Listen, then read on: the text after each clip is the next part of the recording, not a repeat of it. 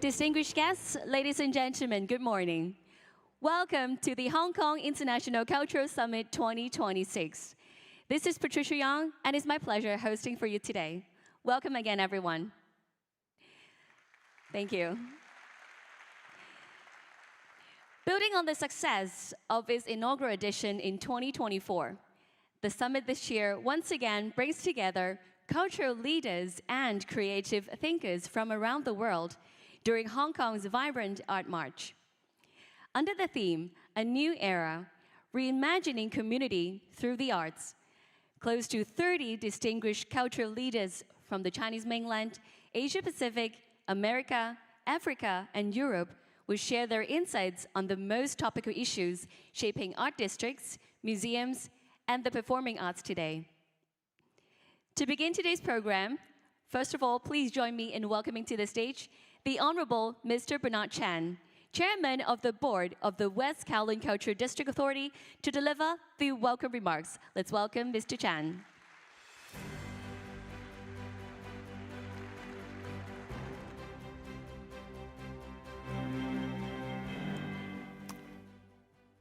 Secretary Law, distinguished guests, ladies and gentlemen, good morning, and welcome to the second edition of the Hong Kong International Cultural Summit. We organized the first summit back in 2024 to invite our international counterparts to Hong Kong so they could witness firsthand the city transformation into a vibrant cultural center, anchored by the opening of our two world-class museums, M+ and the Hong Kong Palace Museum. That event brought together the leading international institutions to examine key issues and chart innovative pathways and forge collaborations that left a very lasting impressions on the global arts and the cultural sector. Now today, we showcase the Hong Kong International Cultural Summit 2026 as a highlight of Hong Kong Art March at a moment when the city is firmly re-establishing itself as an international cultural center. This year, approximately 1,000 delegates from leading cultural institutions worldwide are attending. We particularly thank our 28 distinguished speakers and moderators from 14 countries and regions across the 6 continents for joining us to share their expertise and insights. Yesterday, MOU's signing ceremony and the welcome dinner set the tone for the summit's discussions.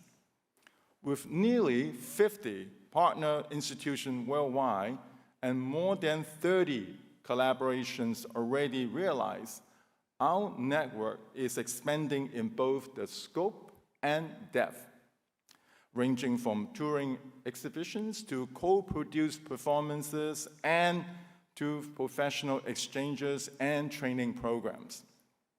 The new arrangement under the WestK Academy, along with the development of the WestK Performing Arts Center, strengthen our collaboration in capacity building, talent development, and artistic innovation. Now, this year's program directly addresses the challenges and the opportunities we all face. Cultural districts and institutions can no longer see their role just merely as showcasing the art and hosting performances. We are encouraged to weave creativity into the very fabric of the society to reimagine our relationship with the communities and prioritize engagement and participation and respond thoughtfully to evolving consumption patterns, rapid technological progress, and the growing sustainability concerns. Hong Kong and WestK exemplify how this transformation can occur. As one of the world's largest and most vibrant cultural centers, we welcome over 17 million visitors in 2025 to our district, while our 11 hectares art park draw about 8 million visitors and becoming a most treasured community space. It is also very encouraging that almost 40% of our museum visitors are local, and that the public and the learning programs organized by M+ and the Hong Kong Palace Museum attracted over 1 million participants last year, while the performing art learning program engaging more than 54,000 participants. Now, these figures demonstrate that arts and cultures are becoming more ingrained in our daily lives, and that Hong Kong's role as the East-West hub for international cultural exchange is influencing our local communities. Now, looking ahead, the opening of the WestK Performing Arts Centre in 2027, next year, and the launch of the WestK Academy will strengthen this trajectory. WestK Performing Arts Centre, and with its 3 theaters, will focus on both the openness and the community gathering, will also serve as a venue for outstanding performances and as a welcoming cultural hub for our diverse communities. WestK Academy will provide practical professional training for the arts and culture practitioners worldwide, combining the theory and the practice across the museums, performing arts venue, and the cultural districts. The initial phase of the performing arts courses is set to commence in June 26. Now, all these initiatives will expand our partnerships and strengthen Hong Kong's reputation as a growing international center for the arts. In closing, I would like to express my heartfelt gratitude to the generous support from the Cultural, Sports and Tourism Bureau of the Hong Kong government, the summit major sponsors, and also our travel partner, Cathay, the Peninsula Hong Kong, our summit's hotel partner, HKT, the summit's technology partner, and Volvo, our limousine partner. Now, we could not have organized a summit of this scale and ambitions without their generous and steadfast support, along together with many, many of our partners and supporting organizations. So, ladies and gentlemen, thank you for joining us as we embark on a new era of reimagining community through the arts and the culture. I wish you all a very inspiring, productive, and memorable summit here in Hong Kong. And I hope that with today and the remaining few days you are in Hong Kong, you get a chance to meet all your old friends, and most importantly, meeting new friends in Hong Kong. So enjoy our city and enjoy your time in Hong Kong. Thank you. Thank you very much, Mr. Chan, for that warm welcome. Please be seated. Next, may we have the honor to invite to the stage Ms. Rosanna Law, Secretary for Culture, Sports and Tourism of the Government of the Hong Kong Special Administrative Region, to deliver the opening remarks. Let's welcome Secretary Law.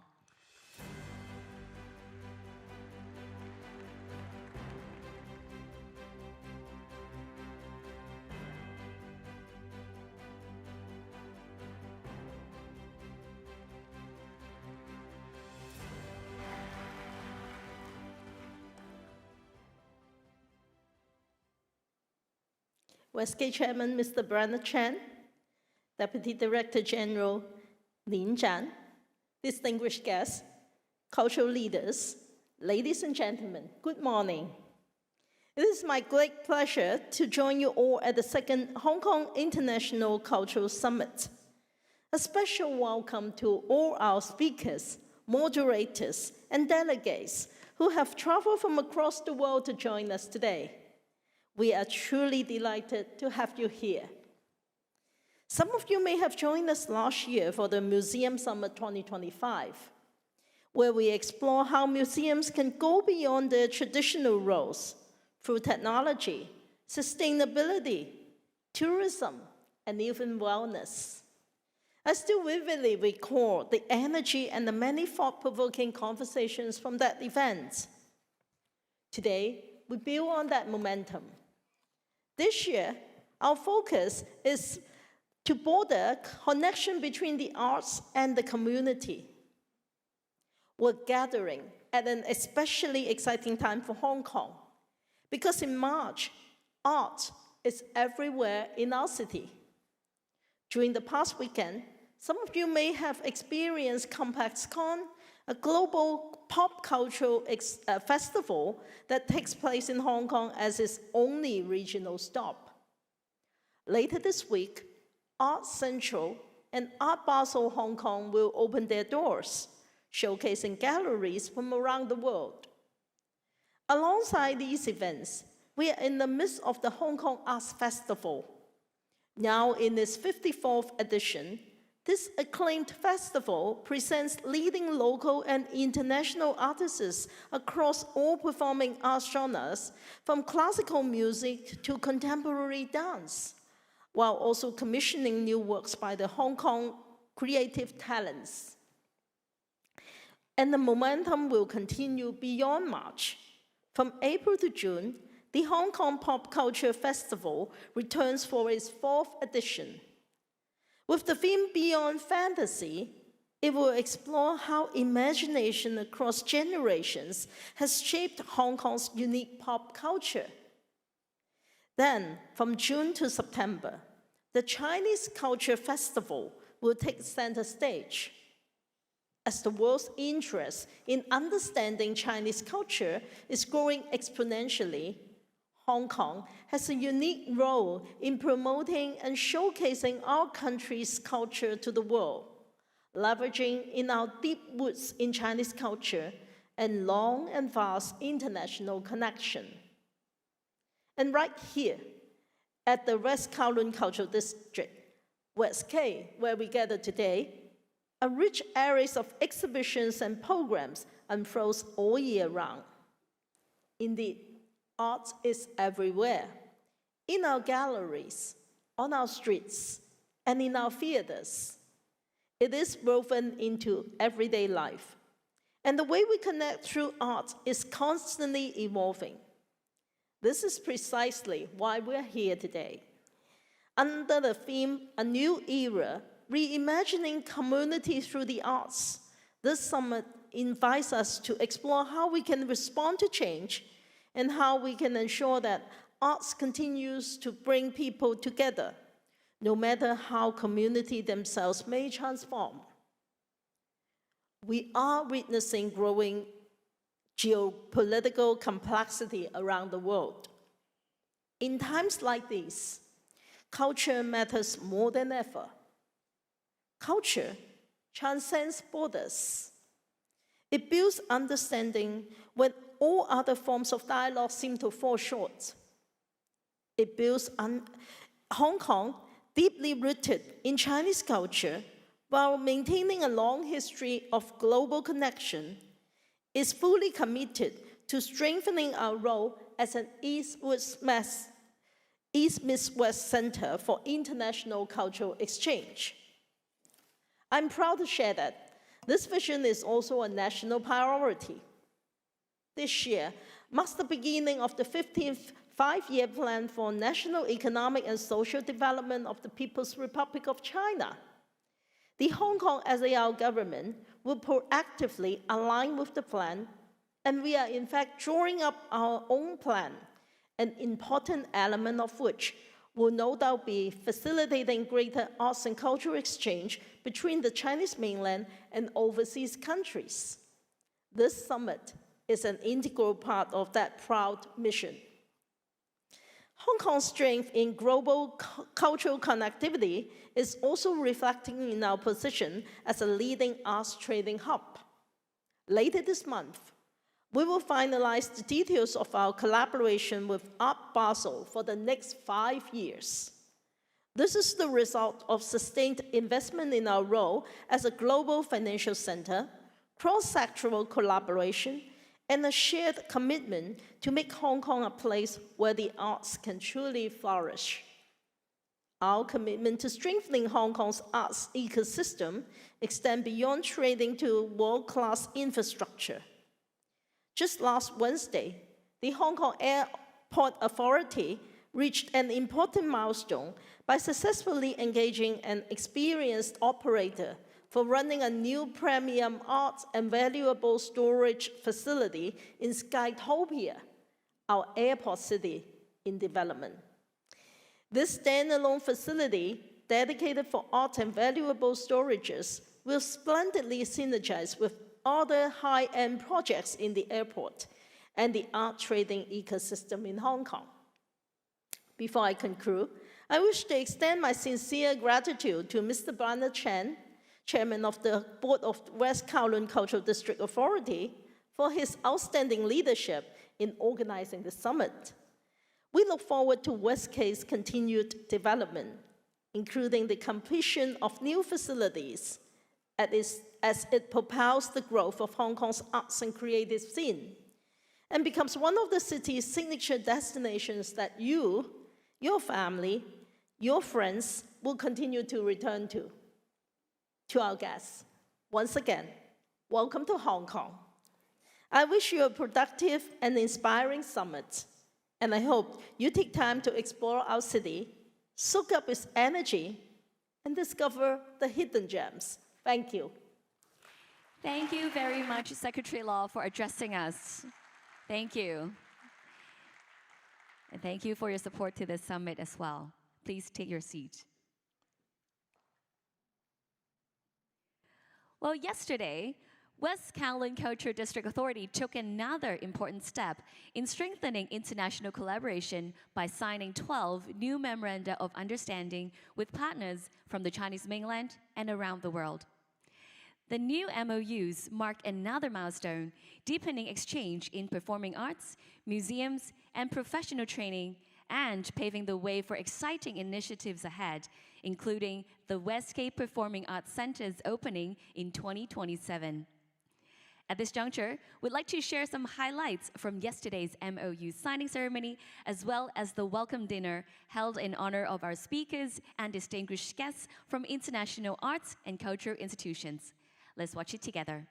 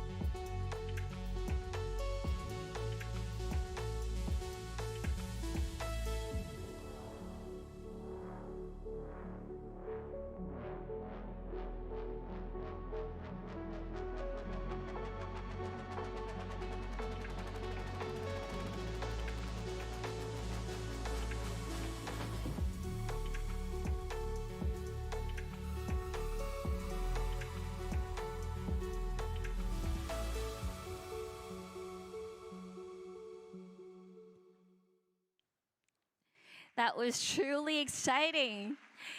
And following yesterday's MOU signing ceremony, the summit continues this morning with its opening and plenary session here at the Xiqu Centre. This will be followed by 4 themed panels taking place this afternoon at M+ and the Hong Kong Palace Museum. It is also our great pleasure to have our distinguished speakers and MOU signatories with us today. We'd like to now invite all of you to join us on stage for a group photo. First of all, please join me in welcoming to the stage Dr. Carol Yinhua Lu, Director, Inside Out Museum, China. Next, may we invite to the stage Winsome Chow, Director, WestK Academy.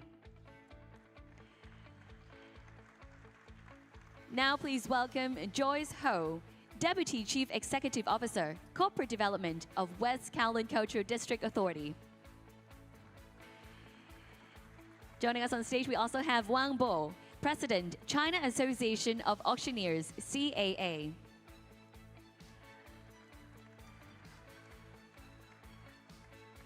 Rebecca Marshall, Executive Director, Studio Wayne McGregor Studio, United Kingdom. Next, please welcome Boonsum Primatada, Founder, Bangkok Project Studio. Ki Hong Lo, Creative Director, Factory International, United Kingdom.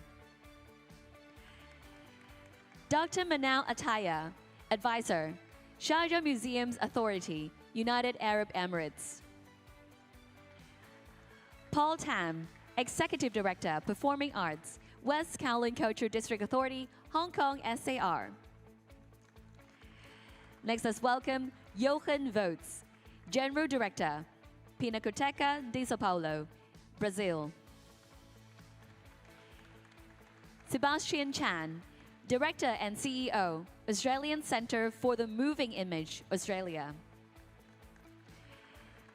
Next, let's welcome Dr. Sharon Shaver, Principal of Early Learning in Museums, United States. Karen Smith, Head, Academic Programs, De Ying Foundation, China.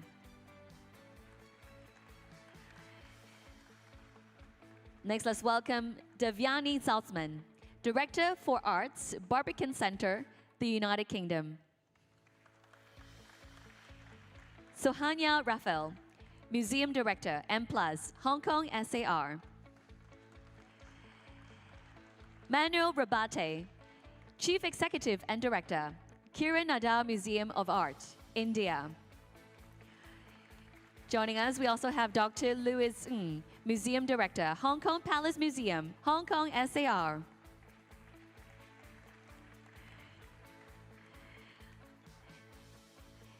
Next, may we invite to the stage Fatima Bintu Rasusaid, Director for Programs, Raw Material Company, Senegal. Professor Kid Wise, Dean, School of Art, RMIT University, Australia. Next, let's welcome Sasapin Sirivonik, Artistic Director, Bangkok International Performing Arts Meeting, Thailand. Joanna Hotong, Member of SOAS Board of Trustees, School of Oriental and African Studies, University of London, United Kingdom. Next, may we invite Tufik Matuk, Artistic Programming Advisor, Abu Dhabi Music and Arts Foundation, Conductor, Musicologist, United Arab Emirates. Next, we have Dr. Hiroyuki Shimatani, Executive Director, the Museum of the Imperial Collections, Sanomaru Sosokan, Japan. Khashid Uhamdan, Director, Sheo, National Theatre of Dance, Choreographer, Dancer, France. Next, please welcome Linley Croswell, CEO and Director, Museums Victoria, Australia. Adrian Ellis, Chair, Global Cultural Districts Network. Next, please welcome Dr. Chu Xiaobo, Director, Shanghai Museum, China. Douglas Gautier, CEO, Royal Arts Complex, the Kingdom of Saudi Arabia. Dr. Biend Ebet, Director General, Staatliche Kunstsammlungen, Dresden, Germany. Next, please welcome Betty Fong, CEO, West Kowloon Cultural District Authority, Hong Kong SAR. Sir Alistair Spalding, CBE, Artistic Director and Co-Chief Executive, Sadler's Wells, United Kingdom. Elaine Badal, OBE, Chief Executive, Southbank Centre, United Kingdom. Next, may we invite Christophe Geritz, David Rockefeller Director, the Museum of Modern Art, United States. Dr. Mariette Westman, Director and CEO, Solomon R. Guggenheim Museum and Foundation, United States. Lo Wei, Executive Deputy Director, the Palace Museum, China. Now, may we also invite to the stage the Honorable Bernard Chan, Chairman of the Board of the West Kowloon Cultural District Authority, Hong Kong SAR, and Ms. Rosanna Law, Secretary for Culture, Sports and Tourism of the Government of the Hong Kong SAR.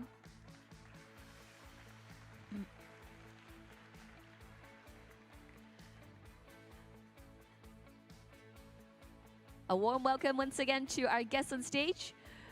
Please stand closer together towards the center. And we'll first smile for the official camera right there in front of us.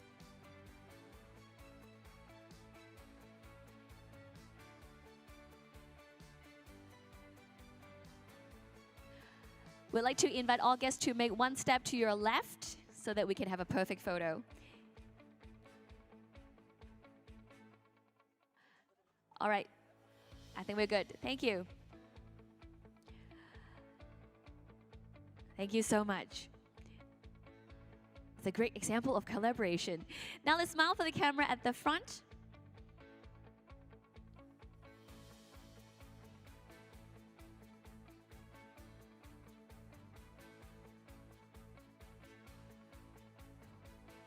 We're truly honored to be joined by so many of our cultural leaders and creative thinkers at the summit this year.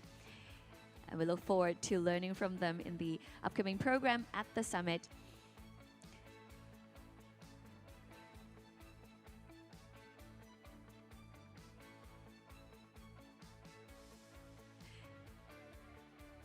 Just to ensure we have a perfect photo, thank you very much, everyone.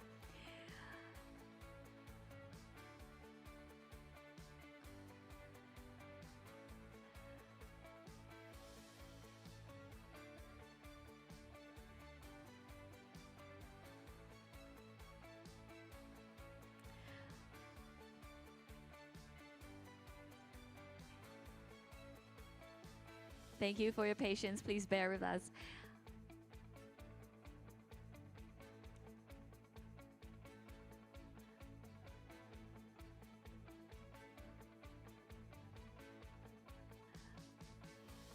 All right, we're ready. Please smile at the camera right there in front of us at the center.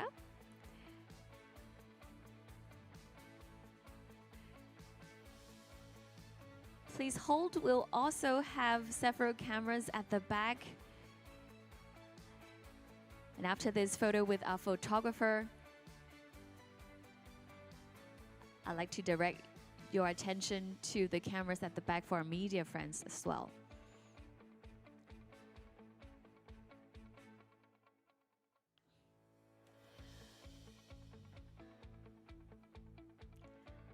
Okay, a few more with our official photographer, please.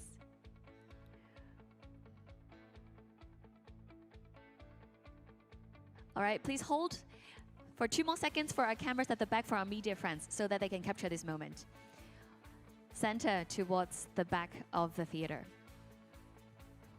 All right, ladies and gentlemen, please put your hands together once again for our distinguished guests. Thank you very much for joining us at this photo session and for being here at the summit today. You may now make your way and return to your seats off stage. Thank you very much.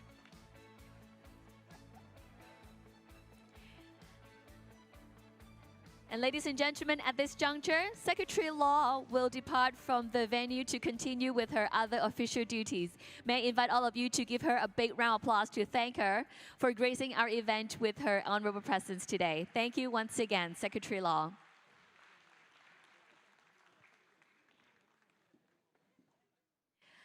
Ladies and gentlemen, we'll now move on to the plenary session of the summit.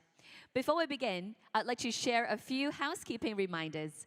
The session will be conducted primarily in English. Simultaneous interpretation is available via the interpretation devices provided. Please ensure that your mobile devices are switched to silent mode.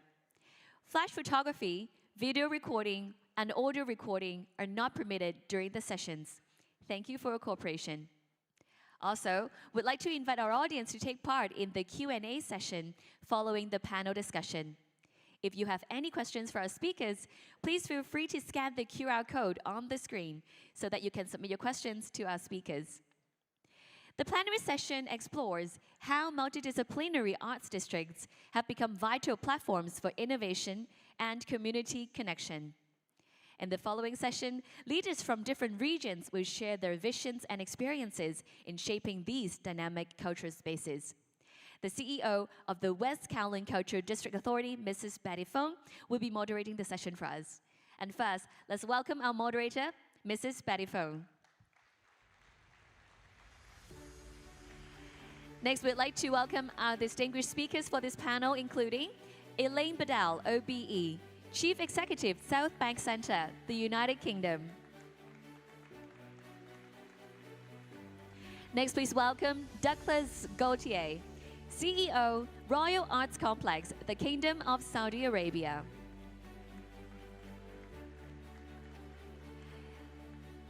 Now please welcome Dr. Mahia Vesterman, Director and CEO, Solomon R. Guggenheim Museum and Foundation, the United States.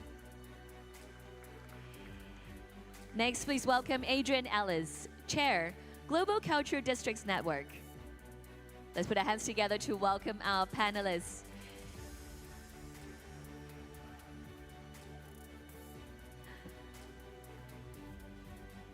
All right, in just a minute, I'm going to pass the floor to Mrs. Fong to kick off the conversation. And once again, a warm reminder, if you have any questions for our speakers, please feel free to scan the QR code showing on screen so that you can submit your questions to our panelists.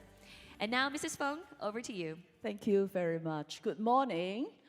Welcome you all to the plenary session of the Hong Kong International Cultural Summit 2026. The topic today is multidisciplinary arts districts in the 21st century, challenges and opportunities, a big topic for all of us. In today's world, as globalization and technological advancements progress at an unprecedented speed, the landscape of arts and culture has also been changing rapidly. Increasingly, our artists and art groups where they embrace cross-disciplinary and cross-media creations and also experiment new art forms.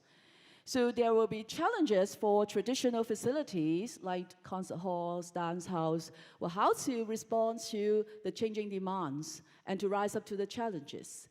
So there has been saying that, well, developing multidisciplinary arts district may be an answer because they provide versatile indoor and outdoor spaces that could meet the demand of our art sector and also engage with the community through immersing arts and culture in our daily life. So, but at the same time, developing and running cultural districts comes with enormous cost and challenges. We all know, as compared to running a single venue, a cultural district, we have to provide a lot more things like roads, sewage, utilities, free public open space, which are very costly to maintain, like you see in the West Kowloon Cultural District. We have 23 hectares of public open space. So what should be the solution? Is this still an attractive and viable proposition to build cultural districts? But we are also seeing around the world, many countries and cities, they are attempting this, venturing into this journey. And of course, here today, we have four very distinguished speakers with us. Two of them are running or about to run cultural districts. One is 75 years old, another is up and coming. So they will be sharing with us the opportunities and challenges of developing and running these districts. And also, we have a global museum, which are actually using art to transform some once depleted city like Bilbao. So how do we use art to really come with revitalizing a city or even projecting or promoting its soft power to the world? And lastly, we have a veteran who has been working in the past decade, I would say, with many cultural district projects from conception to completion. So he will be sharing with us his insights on the value of cultural district. I will start by inviting each of our speakers to give us a brief introduction to their projects, and then we will move on to discussion. We will also take questions from the floor. So I think there will be a QR code here. If you are we want to raise any questions, just scan the QR code and type in your questions, and we will have our colleagues helping with that. So let me introduce our first speaker, Elaine Bedell. Elaine is the Chief Executive of the Southbank Centre in London, one of the world's most renowned multi-arts districts with the longest history, and it will be celebrating its 75th anniversary this year.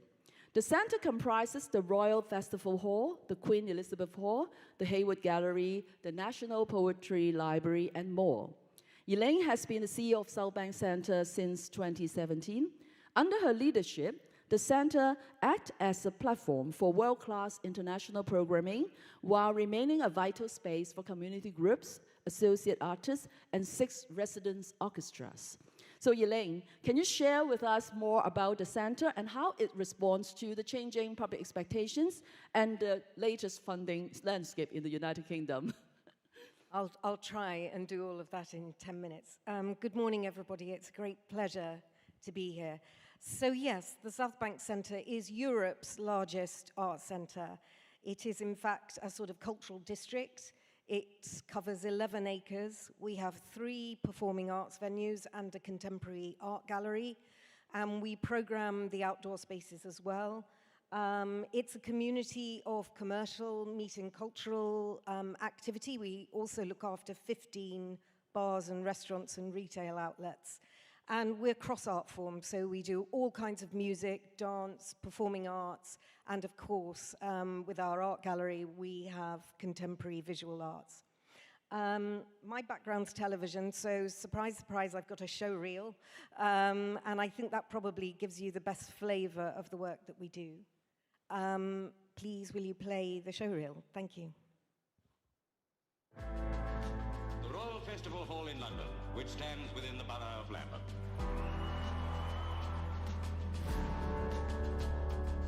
The opportunity to be a part of something that brings community together. It's about people coming together, supporting one another. That's the reason I'm here.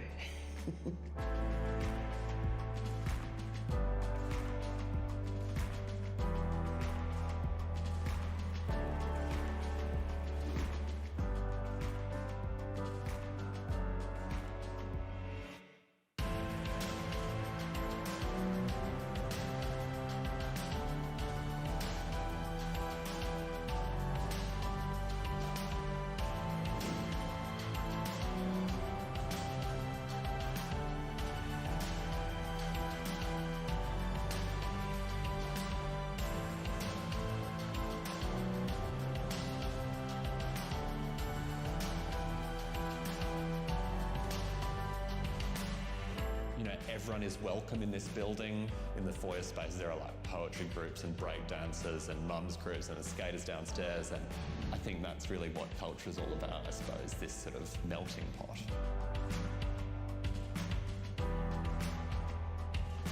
People come here and they have a time of their lives dancing and making friends. We love Imagine Festival. It was brilliant. So many great experiences at the Southbank. I love that place. I go there to think, I go there to see shows. I sort of carry this desire that everyone will experience that space.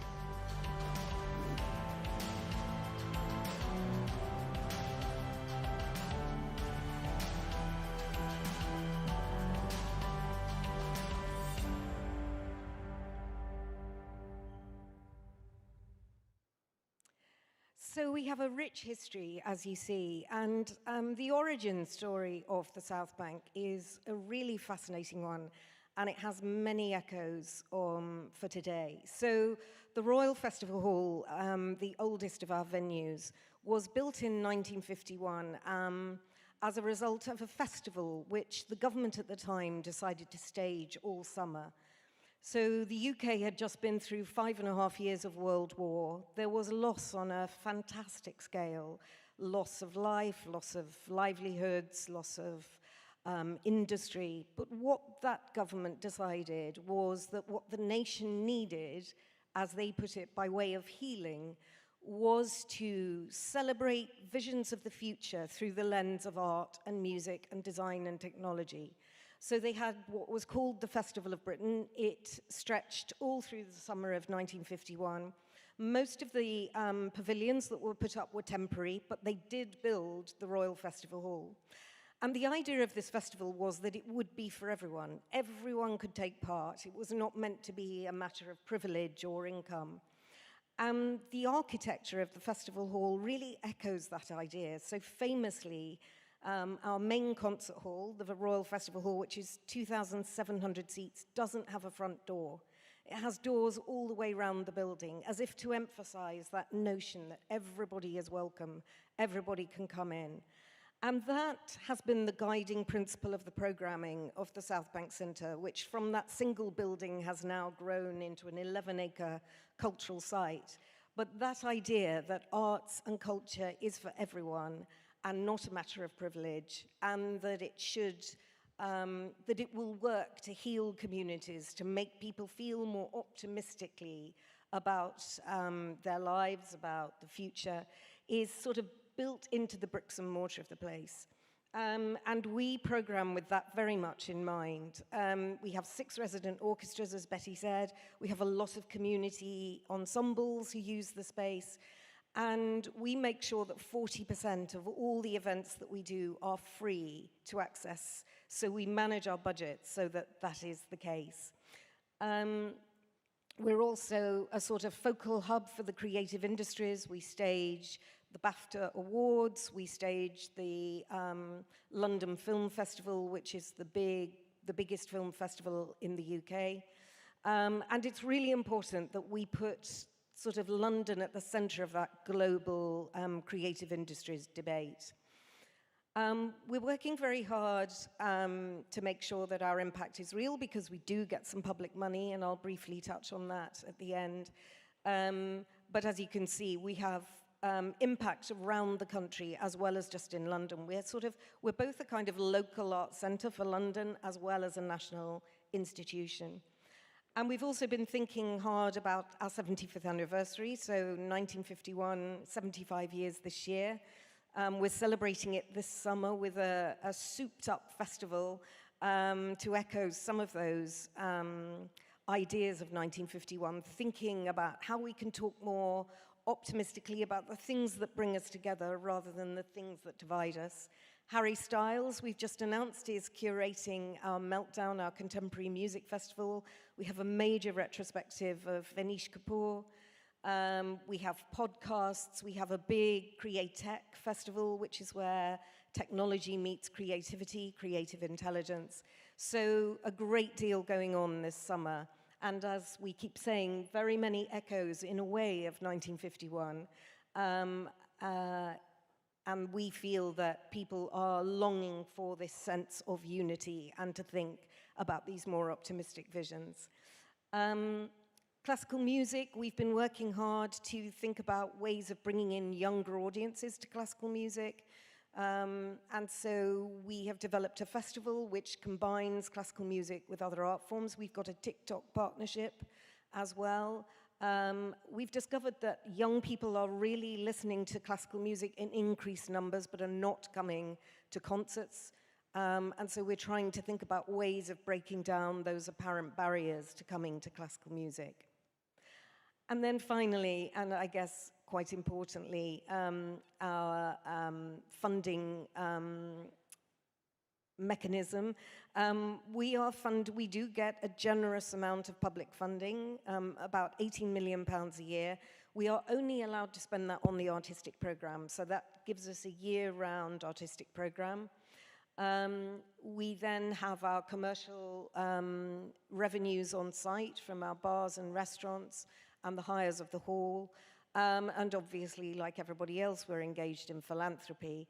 The big issue for us, and I'm sure we'll come onto this in our discussion, is capital funding. Although the government owns all of the site, we don't get any money for capital. We get occasional grants, but that is a really big focus for us, because obviously these buildings are legacy buildings. They're not sustainable in the way that we expect modern buildings to be. And so they do need quite a lot of new investment in them. And so we're very busy thinking through ways that we might find new sources of funding for capital. But I think that sort of sums up the Southbank Centre. And I think I'm passing. Thank you. Very good. I think we will pick up some of the issues raised by Elaine. So let's move on to the second speaker, Douglas Gautier. I'm sure many of you know Douglas. He has worked in Hong Kong for many years. He's now the CEO of the Royal Arts Complex in Riyadh, Saudi Arabia. As a key component of the Saudi Vision 2030, the RAC is one of the most ambitious mega cultural projects in the Middle East. It comprises the Museum of World Cultures, the National Theatre, the Arts Library, the Royal Institute of Traditional Arts, and more. Douglas leads the development of RAC and oversees its operational strategy and cultural programming. Before joining RAC, he was the CEO and artistic director of Adelaide Festival Centre in Australia. Douglas, I visited Riyadh last year and also learned about the vision of developing the RAC is to promote Arabian arts to the world and to transform the cultural ecosystem of the kingdom. So can you share with us the vision of developing the mega cultural project and the challenges, especially in the light of what is happening in the Middle East right now? So what is you're planning to open in 2027. So how's the progress? Well, thank you, Betty, and good morning, everybody. First of all, I bring greetings and apologies from my Deputy Minister, Noha Khatun, Her Excellency Noha Khatun, who was meant to be here, but circumstances prevented it. So I'll be doing my best to convey the essences of what she would have said. So forgive me, I'll probably be sticking to the notes somewhat. But first of all, personally, I would like to say how wonderful it is to be back in Hong Kong. As Betty said, I lived here for 25 years. It's my second home. And I must offer you congratulations again for bringing this event together. It's a great indicator of the power of Hong Kong as an interlocutor in every field, I think, between East and West, but particularly in the area of cultural engagement. So congratulations to you, Betty, and your team, and Bernard and everybody else. I had hoped to present a brand new video this morning, but it's not finished. So what I will do is talk through some slides. I'll show you some images of the complex and with some venue and genre descriptions, and so you'll get an idea of what we're dealing with. I'll then talk through some of the ambitions and vision for this extraordinary enterprise, and it is an extraordinary enterprise. Specifically, as I said, vis-a-vis the various arts genres and how we plan to bring the complex to life so that the whole can be greater than the sum of the parts. Now, unlike everybody else here on the stage, our organisation is really in its infancy. We have high hopes and we have good intentions, but we've lots to learn from you all. So what is the Royal Arts Complex? Well, it is the Royal and the National Centre for the Centre for Arts within the Kingdom. It's part of the 2030 vision, as you heard, and it's set in King Salman Park, which is about 16 square kilometres in the middle of Riyadh. It's like a green lung, if you will. It's the old Air Force base, and it's being set up as a gift to the community. And right in the centre, of course, is the Royal Arts Complex, designed by Spanish architect Ricardo Bofill. It's 90% complete. We're still planning to opening at the end of 2027, and hopefully, it will be on track. Now, I want to just take you through each of the venues and the forms. So this is the Museum of World Cultures. As its title says, it focuses on global cultures in a Saudi context. It's being run by my colleague Hartwig Fisher, who used to run the British Museum, and it will showcase key themes of human civilization through collections of artifacts from around the world, alongside treasures of Islamic and Arabic art. And importantly, our relationship with Hartwig and the Museum of World Cultures team is one of the curatorial cornerstones of what we're doing in terms of programming across the complex. This is the National Theatre. It's a performing arts complex. It's got a 2,000 seater. It's got a couple of black boxes. It's got an outdoor theatre which we can use at night and probably half of the year. But it will also be the home for the National Theatre, the National Theatre of Saudi Arabia, which does exist, and we're currently working with them to develop a children's theatre troupe, which is in line with the focus on young people, audiences and artists, and learning right across the complex. This is our sculpture pavilion. It's a place for involving Saudi artists in all sorts of sculptural and installation forms, not only within the amphitheatre, which is huge, which is right in the centre, but also through the voluminous areas of the arcades which are around them. And there are several galleries alongside, indoor galleries, one which will focus exclusively on artworks by children. This is the Dome, an immersive venue which will draw on Saudi contemporary visual arts and technology, and also involve traditional arts, but I'll come back to that in a moment. That's the Dome. Now this is the library, and it's right in the centre, tellingly, right in the centre of the complex, and it will draw on and amplify and augment all the experiences and art forms around it in its collections, activities, and user engagement. We think it'll be a noisy library, hopefully. That's one of the library areas. These are the cinemas. We have indoor and outdoor, presenting world cinema, but also featuring work from the burgeoning Saudi film industry and that of the region. And it will also, we hope, be a catalyst for commissioning new work, which should be a feature of all the art forms that we're incorporating in all the venues. And alongside it is Worth. Now this is a set of public interface studios for the master craftspeople from Worth, which is the Royal Institute of Traditional Arts and Decorative Arts, featuring jewellery, ceramics, textiles, bookbinding, etc. And really the head of that institute, Dr. Suzanne Hartwig, and myself, hopefully will form a sort of curatorial triumvirate which will encourage that multidisciplinary approach across the complex. In addition, we'll have 4 festivals that we're planning, to bring us all together: an international festival, Riyadh International Festival, a children's festival, a reciprocal international city festival, which put a spotlight on a different city every year, and hopefully will be give us the possibilities of reciprocal or some reciprocity for Saudi artists back in those cities, and a world music and environmental festival. So all of this to support a multidisciplinary approach. So what are our guiding principles? Well, there are lots, but I'll touch on a couple.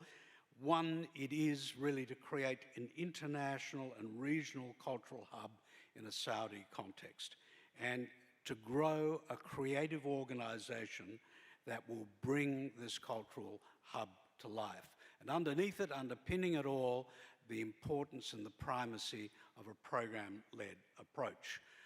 Partnerships are very important to us, as I've said. I've talked about some of the local Saudi players, but internationally, we think it's important that we have a voice at the table in international networks. So we serve on the board of the Asia Pacific Arts Centres Association, on Global Cultural District Networks, which Adrian chairs. We're involved with Hong Kong PAX, and we're here, and many other things. So as a kind of parenthesis, if anyone's interested in working with us, we're certainly happy to talk to you.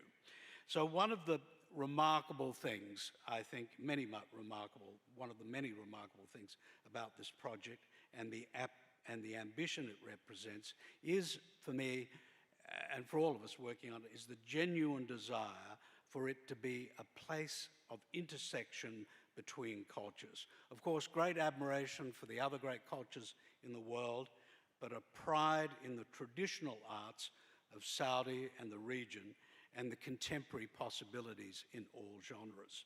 So it's hoped that ultimately RAC can become a place where meaningful engagement of all these cultures can happen on an ongoing basis.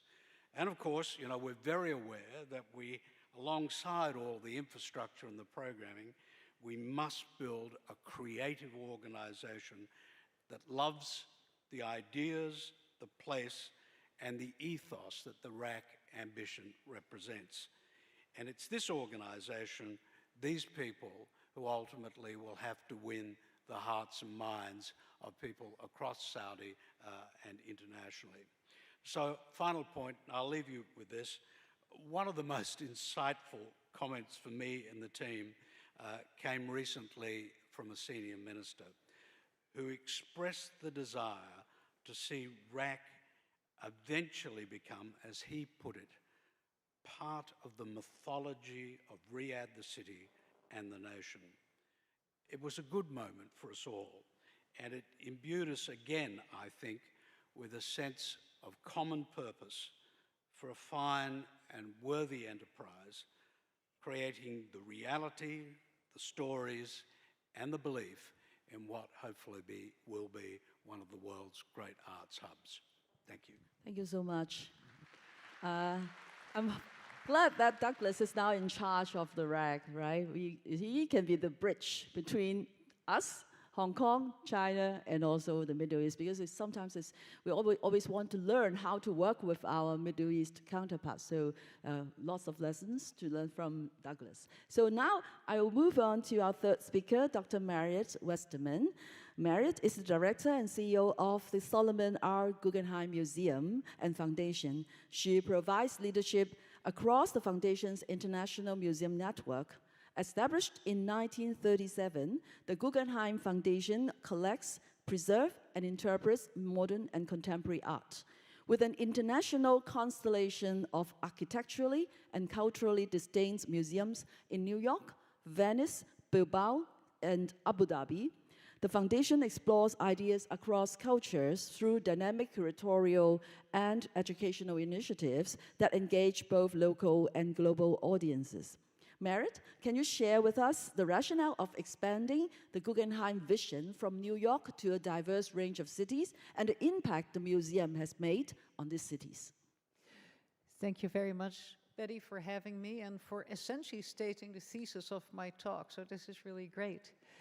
Good morning, everyone. I'm so happy that all of you came for this very important conversation. It's great to see you all. So the Guggenheim Foundation was created in 1937, and today there are 4 Guggenheim museums on 3 continents: in New York, in Venice and Bilbao in Europe, and very close to opening in Abu Dhabi in West Asia. And these 4 museums not only contribute to thriving cultural districts, but in at least one case they have also helped generate them.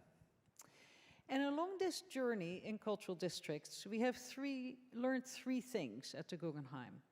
3 things that we've learned many things, but 3 things that are especially relevant to this session's theme. The first, of course, is that cultural districts can be tremendous drivers of economic and social development, and thereby as engines of human flourishing. It's not the numbers alone. The second, I think, is that there are no cultural districts that flourish, they cannot exist without distinctive institutions within them. And art museums are key to them for that reason.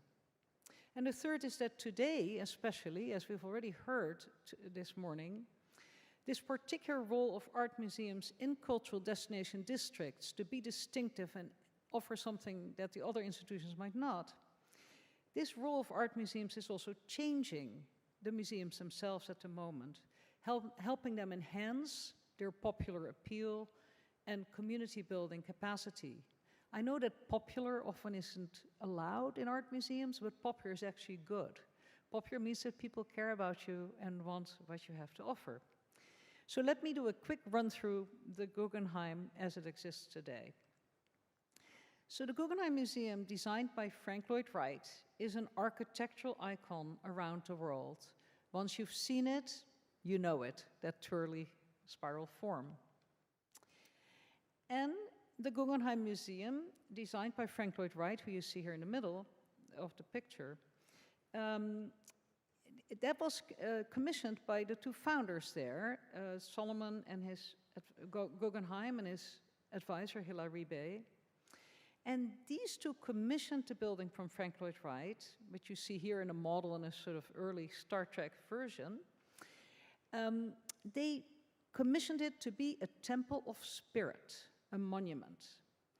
It was meant specifically to house the avant-garde art that they had been collecting.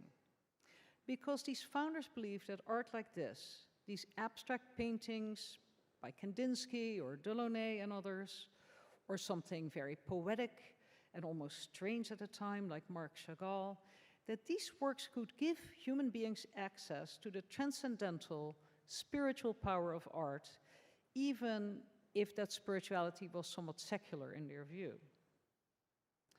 And the important thing to say here is that the museum therefore started from art and that function of art, rather than from the building, although the building became a great home for it. And that proposition about this strange building that was always a museum of the future has held from the start. Art looks absolutely great in the museum, as you see it here on its opening day, actually. And people absolutely love seeing other people seeing art in it. You can see each other across the way going up and down those ramps. And therefore you could say that the Guggenheim in New York was the first immersive museum for the collective experience of art when it opened in 1959. We've had immersive museums for a long time. And the museum, as this icon, therefore also became a key attraction for what became a district that is today known as Museum Mile in New York. Fifth Avenue from El Museo del Barrio up north down to the Met and ultimately the Frick. And the Guggenheim at 89th Street is core to it. And so this museum, this building, is known to every kid in New York City. And they know it from the very first because we show up in all these books like this little ABC, where G is for Guggenheim, right next to H for hipsters. No other museum has that role in the ABCs of New York for little New Yorkers.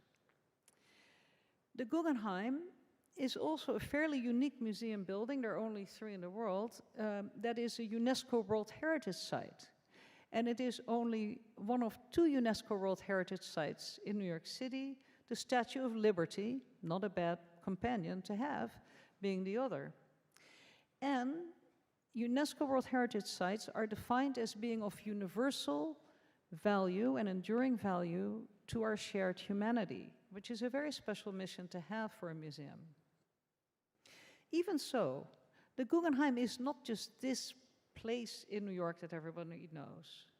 The Guggenheim since 1937 has been an idea dedicated to championing the enduring value of art to all people, any people from anywhere, not just the experts and the cognoscenti. In fact, our charter in 1937 mandated the creation of museums, plural, that would provide for the promotion of art by furthering education, enlightenment, and aesthetic taste, and by developing the understanding and appreciation of art by the public. So today our shiny constellation of shiny stars looks a little bit like this conceptually across the world, and here they all are: New York, Venice at the top, Bilbao and Abu Dhabi soon to come in the UAE at the bottom there.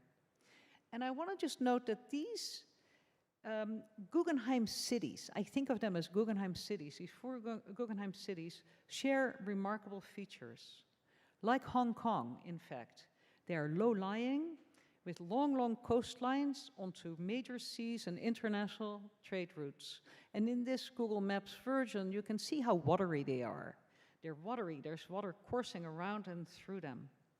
And it is this wateriness that makes them porous to the flows of diverse people, incredibly diverse populations actually, diverse ideas, diverse art.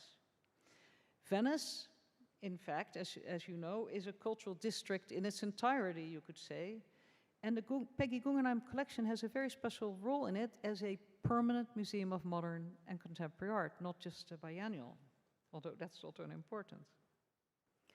But when it opened in 1997, the Guggenheim Bilbao, now so familiar to all of us, was an unlikely idea.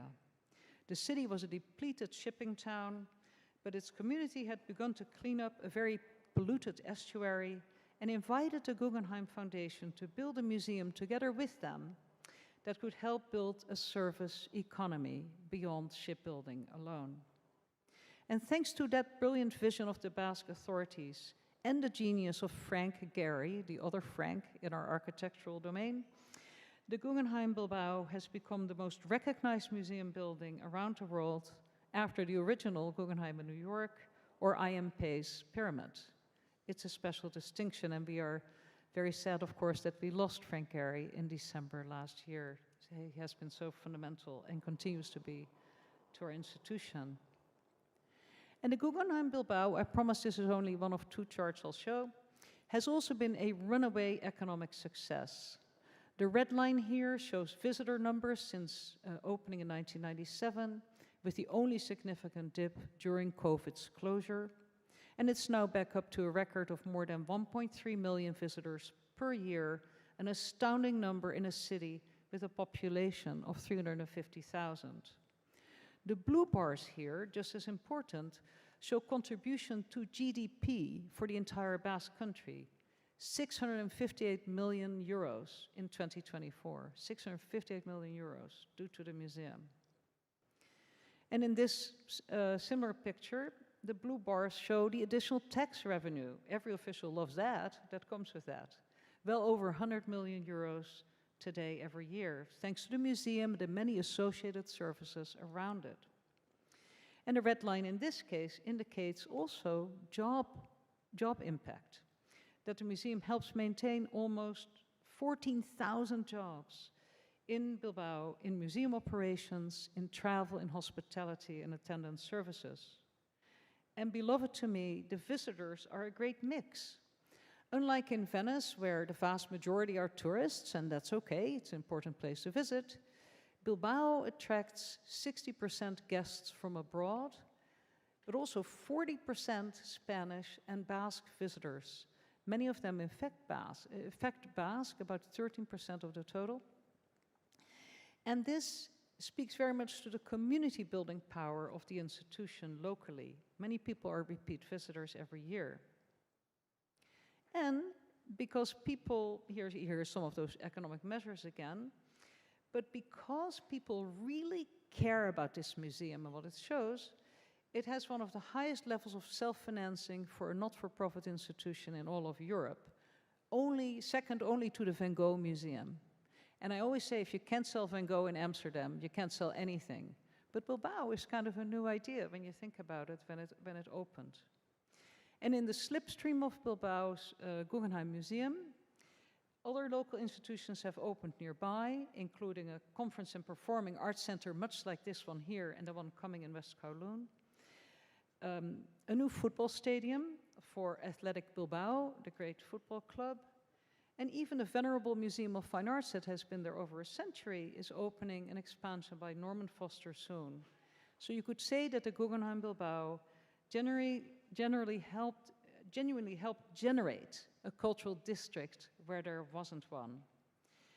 I have much more to say, but my time is up, and I just would want to point out that our newest Guggenheim, the Guggenheim in Abu Dhabi, for which you see the render, the Frank Gehry render, will be opening, we hope so, very soon indeed. When it does, it will be completing an entire cultural district. You see it here, very near to the Guggenheim, to the Louvre Abu Dhabi, just north of it, but this is the one sticking out in the Gulf in that very watery city. Thank you very much, and we can look at some other thoughts soon. Thank you so much. Very interesting, inspiring. I think my M+ colleague may want me to mention that in 2023, M+ Yao Yi Kusama 1945 to now was shown in Guggenheim Bilbao, and it has attracted, I was told, 560,000 visitors. So I hope, well, M+ also contribute to the numbers that Merit just mentioned, bringing people to the Guggenheim Bilbao. So let's move on to the last speaker, Adrian Ellis, founder and chair of the Global Cultural District Network, of which West Kowloon Cultural District is a member.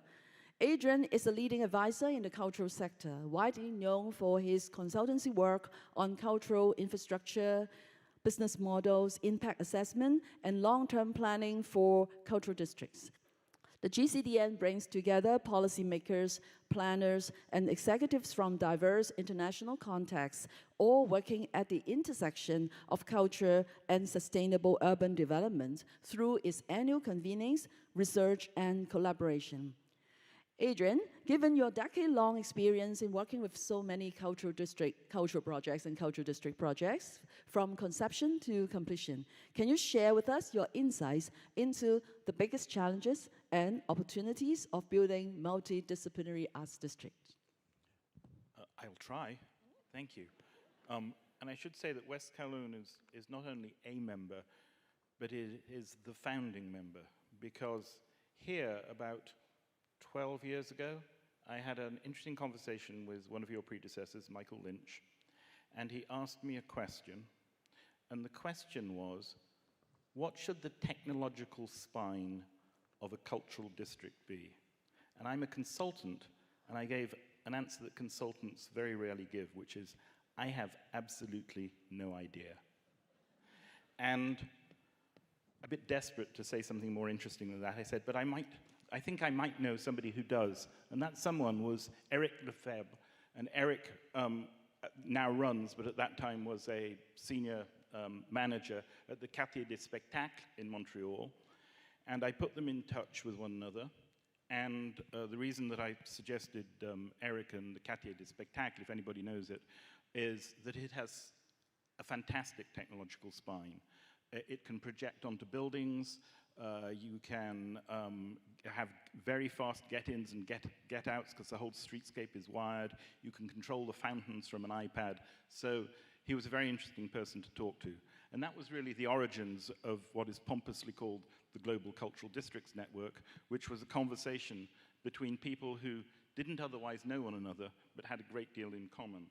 And since then, it's grown, and there are now about 70 cultural districts around the world that are participating, and we have been very careful never to define what a cultural district is, beyond it being a concentration of cultural activity, cultural organizations, cultural workers that is known to be and recognized. Its identity is wrapped up with its cultural presence.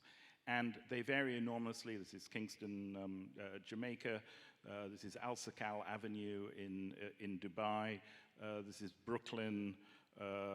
This is the area around and including the Stavros Nalkos Cultural Foundation in Athens.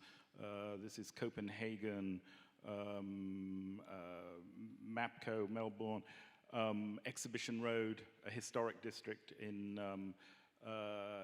London that came out of the proceeds of the Great Exhibition in 1867, Nantes, and Quartier des Spectacles. And there you can see what I mean by its ability to put large numbers of people in tight urban spaces.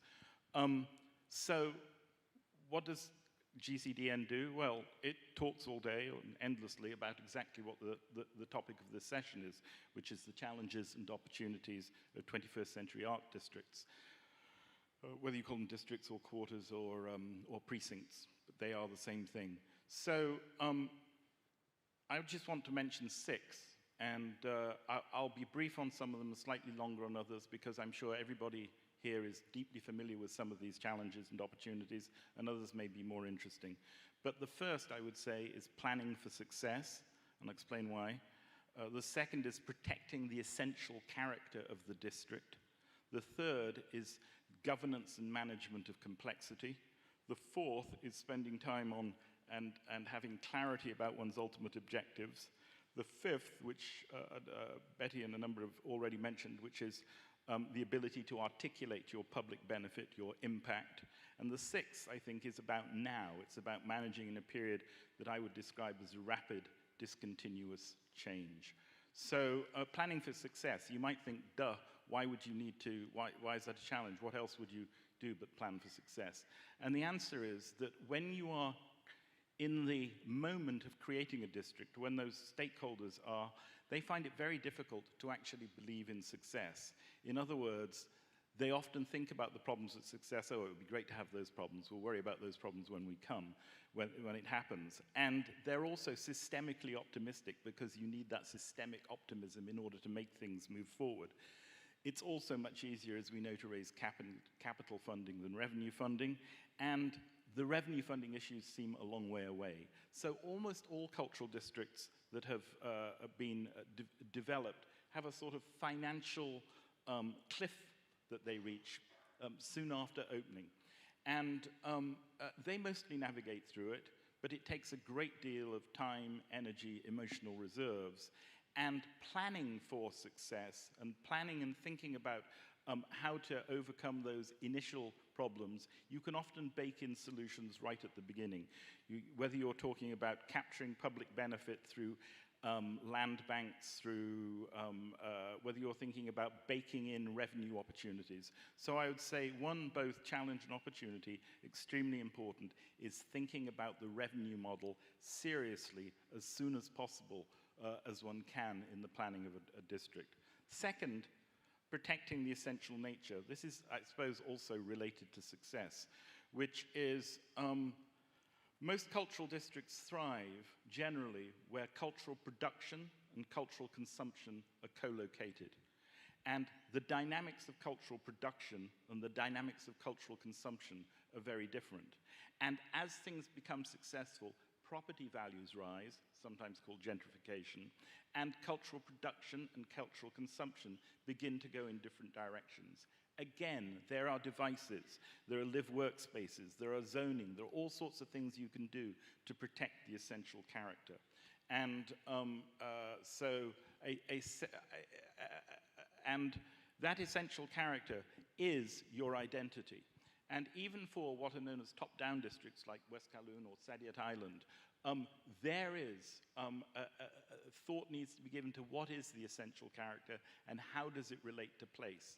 It's interesting, Lincoln Centre is now about the same age as the Southbank, about 65, 70 years old, and it is still grappling with its place on the Upper West Side, and its latest large project is opening up the West Side to the communities on the West Side because it has sort of had its back to them for 70 years. So I would say the second big issue is deciding on and working out how to protect that essential character over time. Third, governance and management. Probably everybody in this room knows the challenges of governance and management of these districts, but there's real stakeholder complexity. You have property owners, artists, residents, businesses, city agencies, transit authorities, all with different timelines. And unclear decision-making kills momentum. So one needs to invest very, very heavily in, disproportionately almost, in stakeholder management in order to ensure success. Fourth, clarity of objectives. I'll only say that just like buildings are a means to an end, and you need to be very clear about those ends in order to get the right means, districts are policy instruments. You know, I think of them as multi-domain policy tools operating in economic development, cultural expression, social infrastructure, soft diplomacy, increasingly health and well-being. And so if they are to work as policy instruments, one needs to think very, very carefully about what the different mixes of possible uses and zoning and so forth are. that leads to the objectives that one is looking for. A cultural district is not an undifferentiated thing. Fifth, I would say, is articulating impact. Cultural districts, even the ones that are most successful in generating revenue, and I take Marriott's point about the success of the Guggenheim, all require some form of ongoing, either public or philanthropic or both contribution, primarily because they cannot capture the full benefit that they generate. In other words, they are definitionally public goods, or there's an element of them that is definitionally a public good. And therefore, they need to be able to demonstrate their impact. That's not their output, it's their outcome. It's the things that they do. And we talk a lot about that, and we all have impact kits and so forth, but we have still got a long way to go, and it is a genuinely difficult challenge. If you think about all the things that we claim that, with some justification, cultural districts can do, job creation, revenue generation, enhancing property values, when we talk about civic participation, reduced isolation, intergenerational connection, when we're talking about health and well-being, social prescribing, clinical interventions, when we're talking about the environment, urban greening, heat island reduction, these are all things that we claim that and believe, I think, that can be achieved through cultural districts, never mind their intrinsic cultural objectives. We need to be able to articulate systematically over time in a way that is compelling to stakeholders. And I think it's a genuine challenge. I don't think it's that we are sort of lazy or remiss. It is a genuine challenge to find cost-effective ways of doing that. Last point is that we are, as I described, living in a period of discontinuous, I think, non-incremental change. Only part, but an important part of what has made cultural districts increasingly popular tools has been globalization. Globalization means that ideas, money, people whiz around the globe faster and faster. Cities become commodified. Cities try and assert their identity. Culture is one of the ways of doing that in order to attract inward investment, in order to attract knowledge workers, in order to attract tourists. We are in a period when globalization is at least in partial abeyance, and we're in a period when cultural nationalism is on the rise, where borders are increasingly important, where interruptions to supply chains are increasingly important. And these are changing the character and constituency, not just of cultural districts, but of many other things. GCDN met in Los Angeles last year between the fires and the riots. GCDN this year was to meet next month in Doha. It has been cancelled for obvious reasons. So one needs to plan for, if and insofar as one can, a period which is quite unlike, I think, the period historically in which cultural districts were originally conceived, or at least the high point of the last 20 years. And what does one need? One needs flexibility. And what does flexibility mean? It really means constant scenario planning, it means reserves, and it means nimble decision making. And those are all things that don't always come naturally to the structures that we have created to run districts. So in conclusion, districts, I think, have become very versatile, very effective policy instruments for social goals, for economic goals, but in their planning, in their management, and in their evaluation, there is real complexity, and there is increasing complexity in the environment in which they're operating. And I think that by acknowledging that, we have a better chance of navigating it. So thank you very much. Thank you, Adrian, for sharing with us. Very insightful analysis. So let's move on to the discussion, the panel discussion. I would like to start with Marriott. You mentioned the Bilbao effect. I'm sure many of us will be interested to know what was the perception of the people in Bilbao to the the idea of constructing a Frank Gehry museum, very interesting architecture, when it was first come to the city. And would that experience, would that Bilbao effect can be repeated elsewhere, especially in Asia? Can you share with us your insight? Thank you very much for that important question. The fascinating thing about the Guggenheim Bilbao, to me, that as I've gotten to know it well over the last 2 years in this job, is just how fundamental the vision of the Basque authorities was to this. There was a real basis for creating a service economy, transitioning to that in large part by bringing an art museum. And they had their eye on the Guggenheim because the Guggenheim was going around the world under the leadership of Tom Krenz, my predecessor once removed, who really had this vision that knowing that the Guggenheim always was going to be of the people and built multiple museums, he really took that seriously and went out into the world, including to East Asia, very importantly. And so in Bilbao, they noticed this and they said, well, this is a chance. And then it became a true partnership between the Guggenheim Foundation and the Basque authorities. And it is to this day a fully shared project. And two things about that. Tom Krenz brought Frank Gehry into it. He said, if you're going to do it, you need to have an architect of stature, the way the Guggenheim had in New York, that was very important to it. But the art is also important. You can borrow from us. To this day, we create exhibitions and so forth for Bilbao. But it also has to live in Bilbao as a local institution. And I find it extremely moving how consistent the authorities in the Basque Country and Bilbao, the capital city, have been. Surely it isn't always easy. These are political, they can be political hot potatoes, but there has been very solid support on the whole in the community over the years, such that people repeatedly will say to me when I'm there frequently, and they will say, well, you know, we think about two eras in Bilbao, before Guggenheim and after Guggenheim. It truly has been that transformative. Is it replicable? Interestingly, the Bilbao effect, I think 1.0, I call it, for Bilbao, has been hard to replicate precisely, but you can do that kind of measurement that I showed.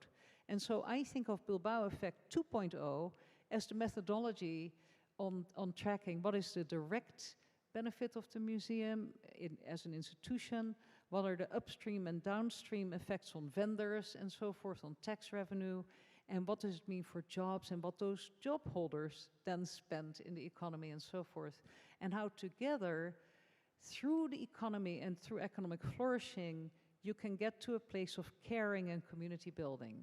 They don't need to be exclusive, mutually exclusive.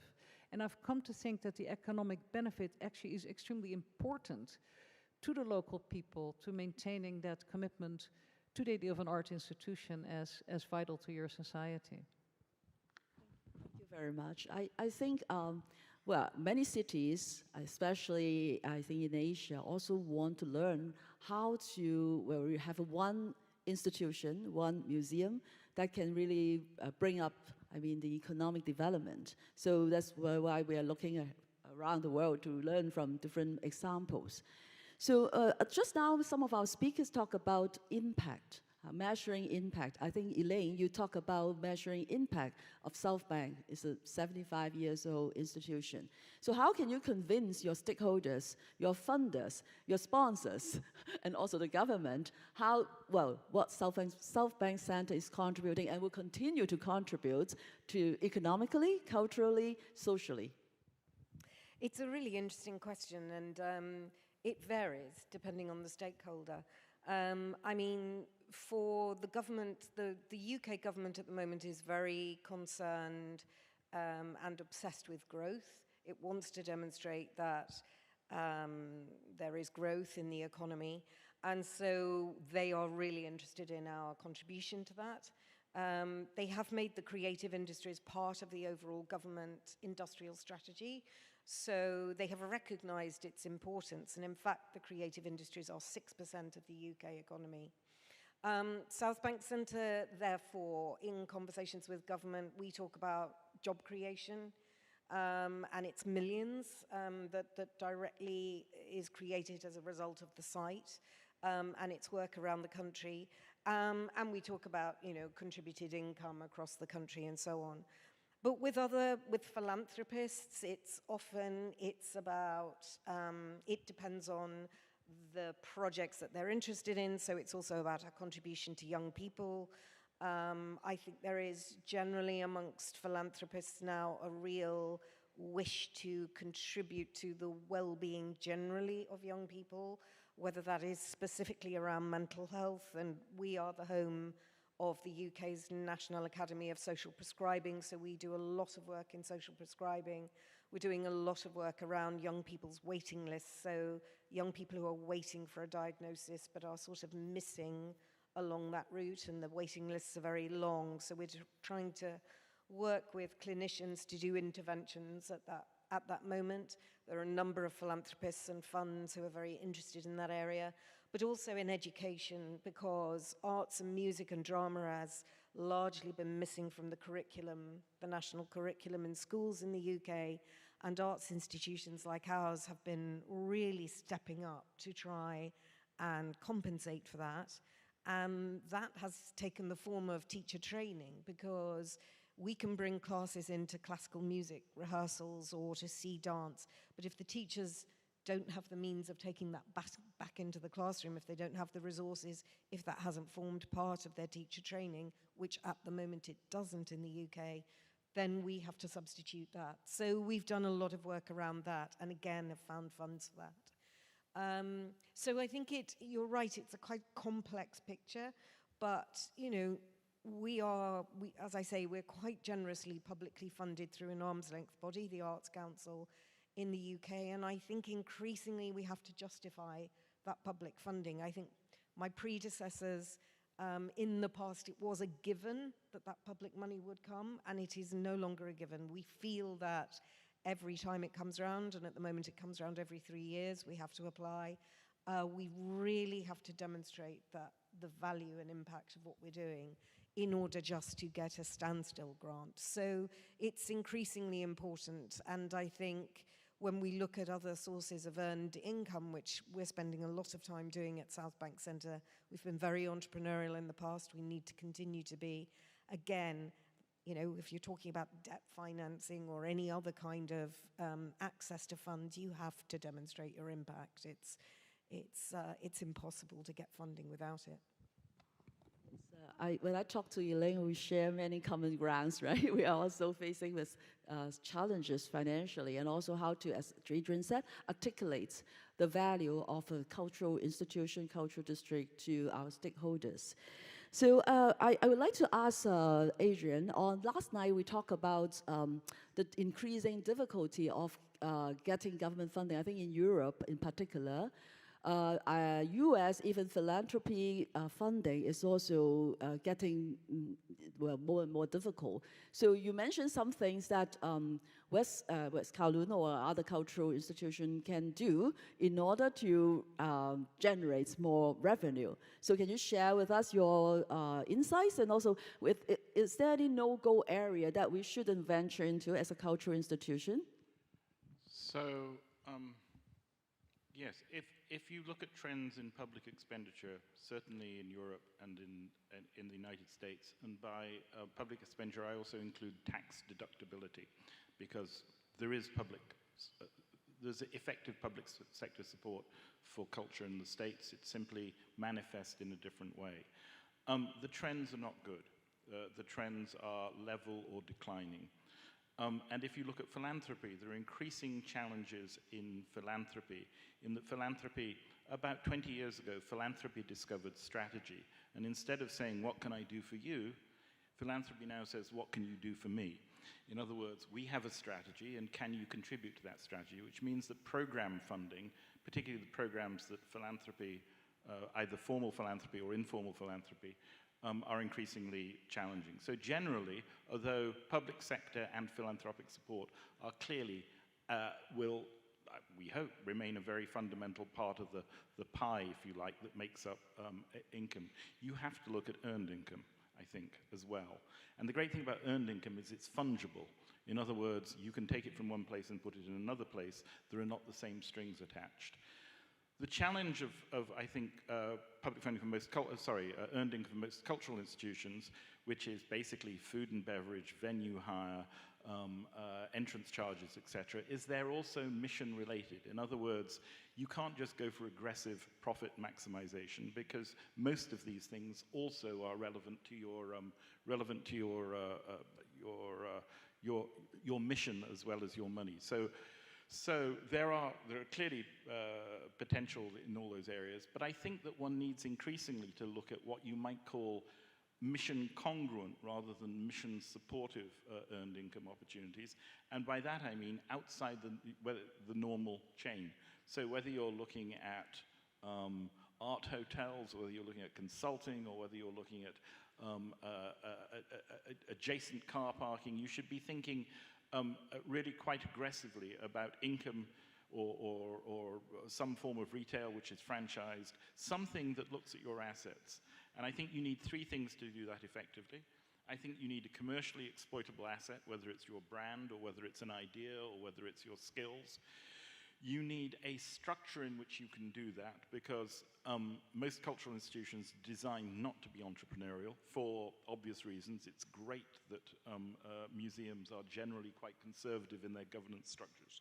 You want them to be, but you need to create something at arm's length that has that entrepreneurial capacity, and you need access to some form of capital funding.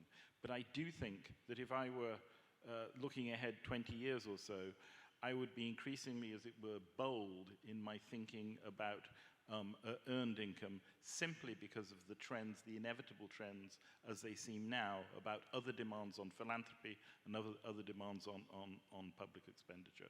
So I think the no-go areas are things that are clearly at odds with your mission. The go area are things that don't necessarily contribute directly to the mission, but are at least congruent with it. Thank you so much for your sharing. My last question is to Douglas. Back to the topic, community. I understand that, like in Saudi Arabia or in other Middle East countries, you have lots of people coming from different parts of the world, working in Saudi Arabia or Dubai, Abu Dhabi. So who are your audience or communities when you build the RAC, the National Theatre, your museums? So you're targeting at the Saudi Arabian public audience, or you are talking about a wider community that you need to engage? When you present the program, you curate the programs. Thanks, Betty. I think one of the fundamental principles of RAC, and in fact the work that is being done by the Ministry of Culture and the commissions right across Saudi Arabia is primarily focused at the population of Saudi, and which is very young. I think the average age is something like about 34. There's a great appetite amongst population, not only in Riyadh but across the kingdom, for music and for art in all sorts of genres. So first and foremost, I think it is a kind of nation-building exercise. The focus is on engaging people in the local population. But of course, the local population in Saudi Arabia has changed quite dramatically over the last 10 years because of the economic impetus and the growth. People have come from all over the Arabic and Islamic world and beyond to be in that city and in the kingdom, to participate in all sorts of things. But particularly, Arabic-speaking folk who've come from all sorts of areas in North Africa and elsewhere in the Middle East. So I think there is a concern and taking into account the notion of social cohesion and what arts and culture in all its forms can do for that. Now, alongside everything that we're doing, both for RAC and the commissions and the ministry and the galleries and the museums and the libraries right across the kingdom, is a massive audience development program, which is very genuine, sincere, and it's large scale. It's working in schools, and it's public, which, 15 years ago, the arts weren't public in Saudi, but now they are. And I think, so that's primarily the focus, because I don't think any of these things can be successful unless they have strong local audiences. But of course, there is also the belief and the wish that this work in cultural engagement through these institutions and events and various organizations that are being set up within Saudi, that there will be the opportunity for soft diplomacy and working in cultural networks such as this, which will be a good thing, for the kingdom and its people on the international stage. Say something? Do we still have time for the questions from the floor? I got a few here. Do I? Okay, so now moving on the Q&A session, I have a few questions here. One is from about the Gen Z. The Gen Z seems to prefer YouTube and Threads or TikTok over live performances. What are the strategies to bring them back to theaters and museums? Elaine? Well, I'm a great optimist about this. I think the one thing that is going to survive technology and AI is the live event. I think in the end we are human. We enjoy congregating. We enjoy experiencing things happening in real time together in front of us. Now, it may be that what is unfolding in front of us is AI or uses AI. I think the way that artists and musicians are approaching AI in the UK now, some of it is really exciting. And I think if we get the copyright issues sorted, and the government has changed its stance on this just in the last week, I'm a firm believer in the fact that we are all in a future protected industry. I do think the live event is going to become increasingly important. And that these issues of social isolation, which we know have come with technology, I think the answer to that is going to be coming together for the live event. So, and our partnership with TikTok has been incredibly interesting. So this is where we're finding these young people doing extraordinary things with classical music on TikTok. And the idea is that we will bring them back into the physical spaces. We've also built a game on Roblox, which is about young people making classical music. And again, although they're composing and they're making that stuff using the technology in their bedrooms at home, again, they're going to collaborate together and eventually come back into the physical spaces. So I'm a real optimist on this subject. Very encouraging for all of us. Marian, you want to talk about the museum part? How to attract people, young people, to the museum? We see lots of young people coming into museums, contrary to popular belief, and it's for the reasons that Elaine has mentioned. If I'd gotten to the end of my slides, there's always more to offer, of course. I would have shown you some of these projects that do hold people's attention, including young people. And that is collaborative art projects, collective art projects in these wonderful open spaces that the Guggenheim museums have. Whether it's in Bilbao or in Abu Dhabi soon to come, or in New York, we allow for the kind of coming together where we also let artists lead. Artists are great people to bring people together in so many ways, not all of them in the same way, but young people are very attracted to art, as you've said, and that includes the visual arts, multimedia arts, the very fact that the moving image has become so important, and AI-driven art is becoming more important. It attracts young people to you. But in the end, young people will only come to places that seem worthwhile to them, where they can be together, exchange ideas, and where their opinions are solicited. So we have really moved from the model of, just like the universities, we've moved from the model of the sage on the stage to the guide by the side. And that is, I think, the way to engage young people through anything from teen circles where people can come to events and bring their own friends without too much preset of what they're going to have to do and how to behave and so forth, opening those guardrails. And the last thing I will say, and this will be very critical in Guggenheim Abu Dhabi as well, the social influence sphere is not to be dismissed here. Technology can be our friend. Artists love technology, but also I think some of the most powerful amplifiers of our voice today are in fact the TikTokers, are the Instagram reelers and so forth. Especially if you widen the guardrails, you let them come in, you're not going to like 20% of what they'll put out, but 80% you'll love, and it brings the people in. Again, if you give the young people who do this work a little freedom with how they're going to act with the art that's in your museum. So we're trying all of these things now. Thank you. Just on that influencer point, we have a really interesting example in the Hayward Gallery at the moment. We launched an exhibition and it got really grumpy reviews. The critics did not, in my view, understand the show, certainly didn't enjoy it. And the curators were all very crushed by it. It has absolutely sold out. And that is the result of people coming and loving it so much they've been sharing it on social media, and that has just caught fire. So, it pays tribute to the fact that, I'm afraid critics no longer have the power that they think they had. But you're right. That is the way now to spread the word about the work that we're doing.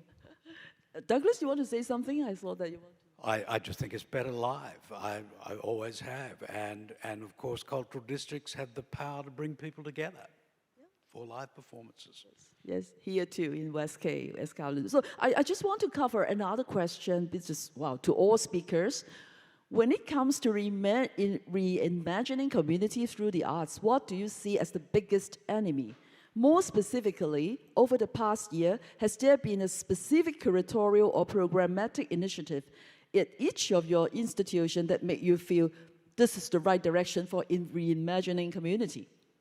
So should we start with Adrian? Or you don't have to, maybe Merit?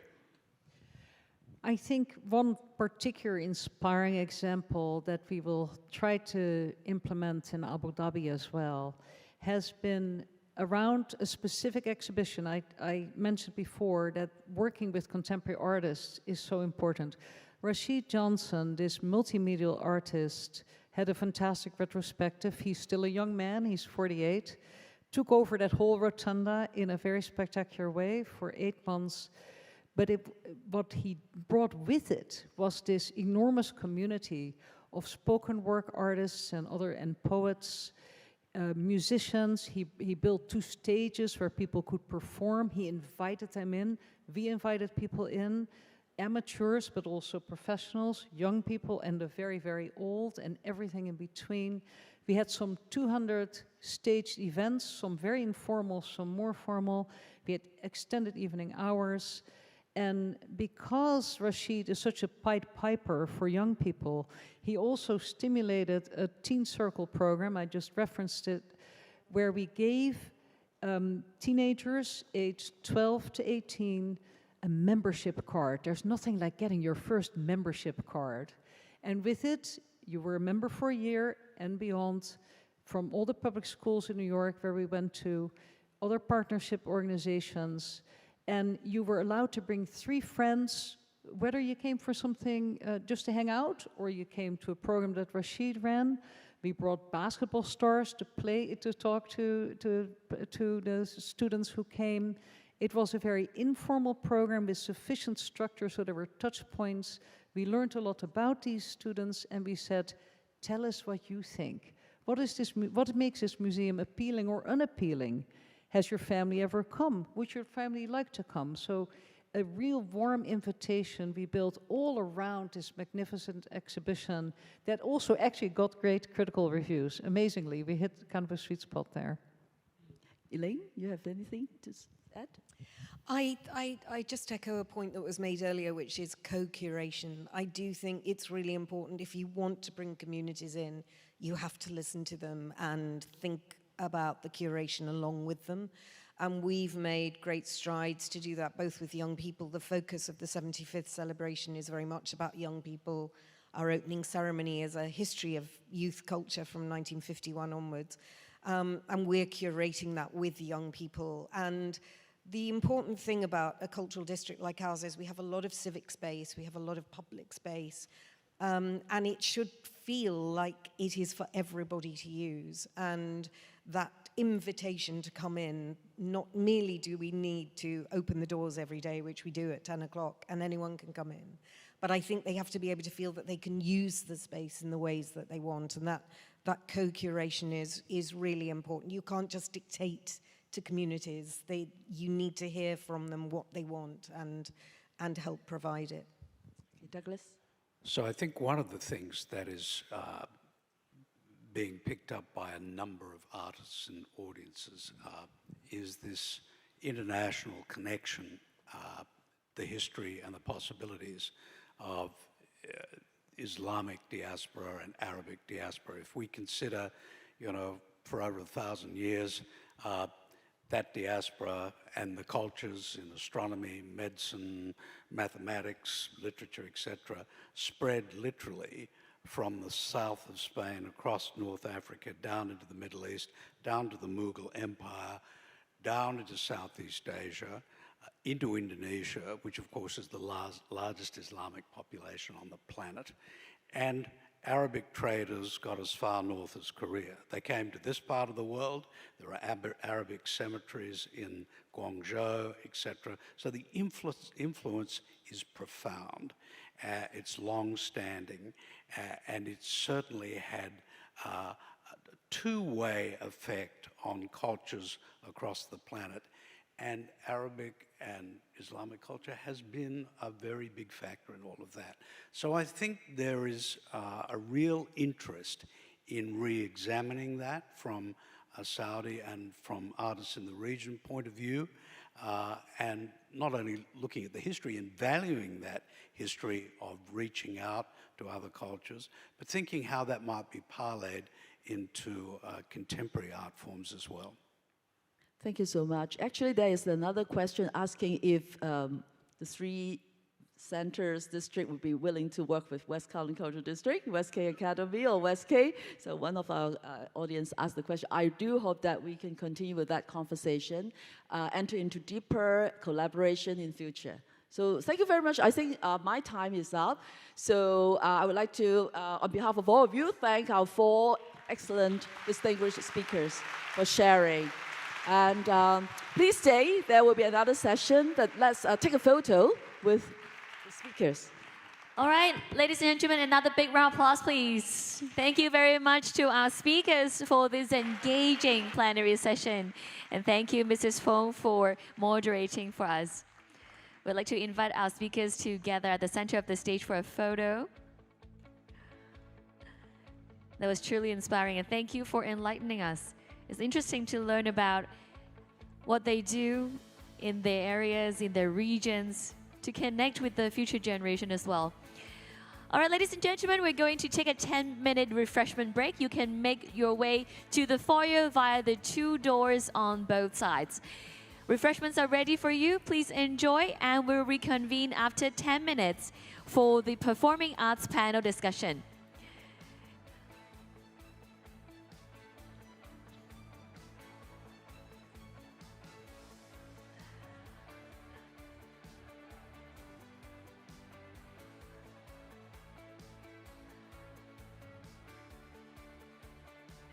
Thank you once again to all our speakers. You may now proceed off stage and be seated or to enjoy the refreshment break. Ladies and gentlemen, please join us back here at the Grand Theatre in 10 minutes for the next session. Thank you.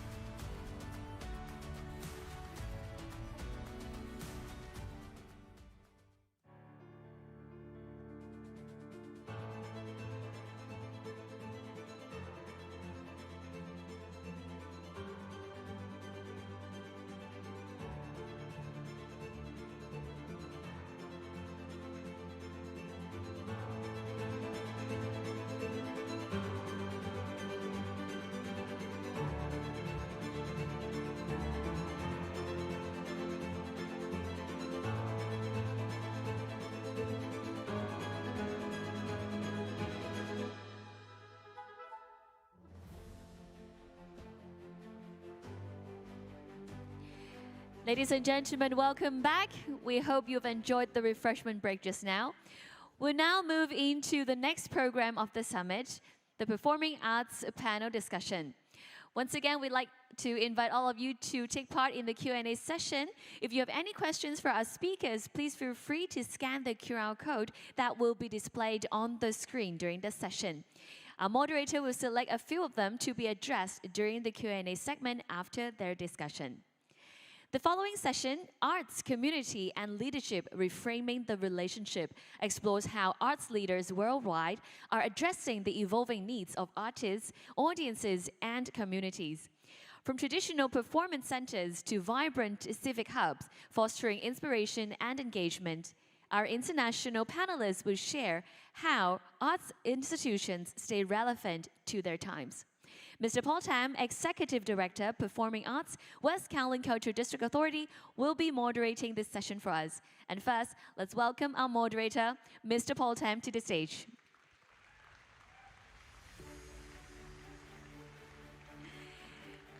Joining Mr. Tam on the panel, we have Sir Alistair Spalding, CBE, Artistic Director and Co-Chief Executive, Sadler's Wells, the United Kingdom. Next, please welcome to the stage Rashid Ukhamdan, Director, Sheo, National Theatre of Dance, Choreographer, Dancer, France. Next, we have Tufik Matuk, Artistic Programming Advisor, Abu Dhabi Music and Arts Foundation, Conductor, Musicologist, United Arab Emirates. And Sasapin Sirivonik, Artistic Director, Bangkok International Performing Arts Meeting, Thailand. Welcome. Now, Mr. Tam, the floor is yours. Once again, a warm reminder, scan the QR code if you have any questions. Now we're ready. Mr. Tam, over to you, please. So good morning, and so we still have about 80% of the original crowd here. So it's pretty good. So I think some still coming in from the coffee break. I'm Paul Tam, Executive Director, Performing Arts of the West Kowloon Cultural District Authority, and it's a real pleasure and honor to be moderating and curating this performing arts panel and at this year's ICS. And the film you just watched, or as Elaine puts it, the show reel you just saw, actually give you a glimpse of what my programming and operational staff do every day, bringing this parade of performances and events to our audiences every single day. I just want to use this moment to recognize the work and the dedication on this very important platform. So I just want to thank you, Performing Arts Division. And at the end of the video, you also saw a glimpse of the WestK Performing Arts Center. And it's going to be the third performing arts center in this growing performing arts portfolio. And I'm particularly excited about this project because I love all my children. We have 3 venues now, but I'm going to see the birth of this venue next year firsthand. So I'm particularly excited, and it's going to be a wonderful moment. And so it's going to open next year. And so it's going to be not just a major cultural milestone for the West Kowloon Cultural District Authority, but it's also going to be one of the most anticipated arts development in the city and in the region. So because this new center is so important to us and to the city, so I've been giving it a lot of thought about what its role is, the role of this new WestK Performing Arts Center, and more broadly, the role of all the WestK theaters, performing arts centers. And so the idea of a performing arts center is just a place for entertainment is long, long gone. And so in this day and age, performing arts centers it's many, many things. It has to work really, really hard. And so apart from being a creative hub, where new ideas, new concepts incubate. It's a place for people to come, have dinner, have a good drink, and all these wonderful lifestyle choices. But also, it has to be a center for civic engagement. So after all, it's paid for by, every theaters here are paid for by the taxpayers. So they belong to the people. And so on this very issue, I shaped around the panel on that issue. So I called it Arts Leadership Community, How to Reframe the Relationship.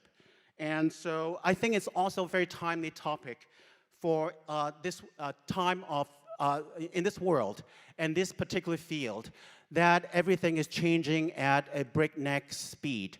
And whether we're leading a performing arts center or arts festival or arts organization, we have cultural leaders. We have to change just as quickly. And so instead of always playing catch up, we have to step into the roles that we aspire to as cultural leaders, visionary leaders. And so to initiate conversations, dialogue with our stakeholders, from our artists, audiences, governments, donors, sponsors, and most importantly, communities. Once I landed on the theme, I quickly reached out to my Rolodex, my proverbial Rolodex, trying to gather voices from around the world for their sharp, diverse, and future-facing perspectives. And so I also wanted panelists with different cultural backgrounds and geographical spread. And so here today we have 4 panelists from around the world, from the UK, France, UAE, and Thailand. And so I would love to have every voice from every country in the world, but that would mean I would have to have 195 panelists on stage, and that ain't gonna happen today. So we're gonna settle with you 4. And so now, let me introduce our distinguished panelists today. And from my left, Sir Alistair Spalding, CBE, Artistic Director and Co-Chief Executive, Sadler's Wells and UK.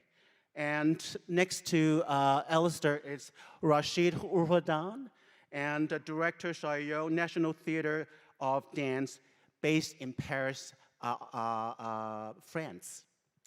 And so third to my left is Tufik Matuk, Artistic Programming Advisor, Abu Dhabi Music and Arts Foundation. And finally, last but not least, Sarapin Saranwanish, and Artistic Director, Bangkok International Performing Arts Meeting. So thank you very much. And I just want to particularly point out of these 4 panelists, we have to give a really big round of applause, particularly to Rashid. He came to Hong Kong yesterday, late afternoon, and he's flying out tonight. So just merely more than 24 hours. I think he's going to spend more, I think you're spending more time in the air than on the ground. And so that shows his bravery and commitment to this panel. And so thank you very much. And with that round of applause, let's begin our panel discussion. I'm going to invite each panelist to briefly introduce their organization and the work that is in relation to the topic today. And let's start with Sadler's Wells. Sir Alistair, please. Thank you, and it's really great to be here, Paul. Thanks for inviting me. So yes, I'm the Artistic Director and Co-Chief Executive of Sadler's Wells, and there is Sadler's Wells. So this is the theatre in Islington that was there's been a theatre in that site since 1683, but I'm not going to go through the whole history. You'll be pleased to hear. But this one was built in 1988, and I took over the reins in 2005. And what I wanted to do was 2 things: make it a dance house, because it was built as a dance house, but it wasn't being a dance house. So I wanted to do that. I wanted artists in the building, so I invited 5 associate artists into the building, including Wayne McGregor, who has a relationship here in Hong Kong. And so I wanted to make it a living, breathing place for creation as well as presentation. I'm glad to say that's what's happened. We only do dance now. We now have 22 associate artists, and it's a thriving place. And as well as presentation, we also do productions. So we take our productions all around the world. Next slide. So here are some of the images, including, our biggest hit is Sutra, the Shaolin monks piece that Sidi Labi Chikawe made, and that's been all around the world. But we, as you can see, we present all different styles from ballet through to Kathak. We have Matthew Bourne as a resident, so it's a thriving place. So that was all going well, but I felt frustration because in the theatre we have a 1,500-seat theatre like this, even bigger than this actually, and a 200-seat studio, and nothing in the middle. So it was quite difficult to present work which was new to London, or to give a sort of platform for artists to go from a small to a medium, then to a larger scale in terms of audiences as well. So I was quite frustrated. So I wanted to build a middle scale space. And a colleague and kind of mentor of mine said, well, you should just announce it. So I said, okay, you sure? He said, yeah, go, just announce it. So we had a press conference in the autumn of 2013. And I said, we're going to build a middle scale space. We don't have the money and we don't have a space to put it in. So, but what happened was that the London Evening Standard covered the story. And the people who were looking after the Olympic legacy in London rang me up and said, why don't you come and see us, because we have some plans. The Olympics in London were actually part of a longer plan for London, which was to move east. So the city needed to expand, and there was only really one place it could expand, and that's towards the east, because there were many docklands that weren't really any use anymore because the ships couldn't come down the Thames, they were too big. So it was instead of the west, we were going to move east. And the Olympics were part of that, if you like. So we bid for the Olympics, and the idea was to set the Olympics in the east of London, in this area in Stratford, and that's what happened. So this originally, when the post-Olympic legacy was to make sure that there was a park that would remain, there would be housing, there would be the sporting facilities. But then a person called Boris Johnson came along and said there also should be a cultural and education aspect of this program. And so this is what happened. This is an emblematic image of what used to be on the site before the Olympics came along. It's called Fridge Mountain. So it's like it was a wasteland, really, poisoned wasteland. So the job for the Olympic preparation was to make all the land again useful. And instead of this Fridge Mountain, we now have this place here, on the very, very same place. And this is our new theatre on this side here, Sadler's Wells East. And it's part of a cultural district called East Bank. So next door there is the BBC, and the big building on the left of that is the London College of Fashion. And at the end of the site is the Victoria and Albert Museum. And over here on this side is a new campus for University College London. So it's both universities, education, museum, gallery, and performing arts space at Sadler's Wells. So what it really meant for me was that we could suddenly get what I wanted, which was a middle scale space for much more. And the point of this of my talk is that, as well as an artistic, my impulse was an artistic one, but when we got this offer to come to this part of London, we also had to join the bigger project of the regeneration of this part of the city, because the boroughs around the Olympic Park are some of the most deprived, financially deprived in the country, and have the lowest life expectancy. So this was a part of that project. What did we get? And we got the theatre, 550-seat theatre, which was the original idea. But also we got a fantastic foyer there where we can people can come and dwell and just hang out. There are 2 signs on each of the doors which just says "You are welcome," and so we invite people to come in and take part in what we're doing. But we also have these fantastic studios. So in addition to the original ask, if you like, I had this opportunity to build really a center for the making, creation of dance.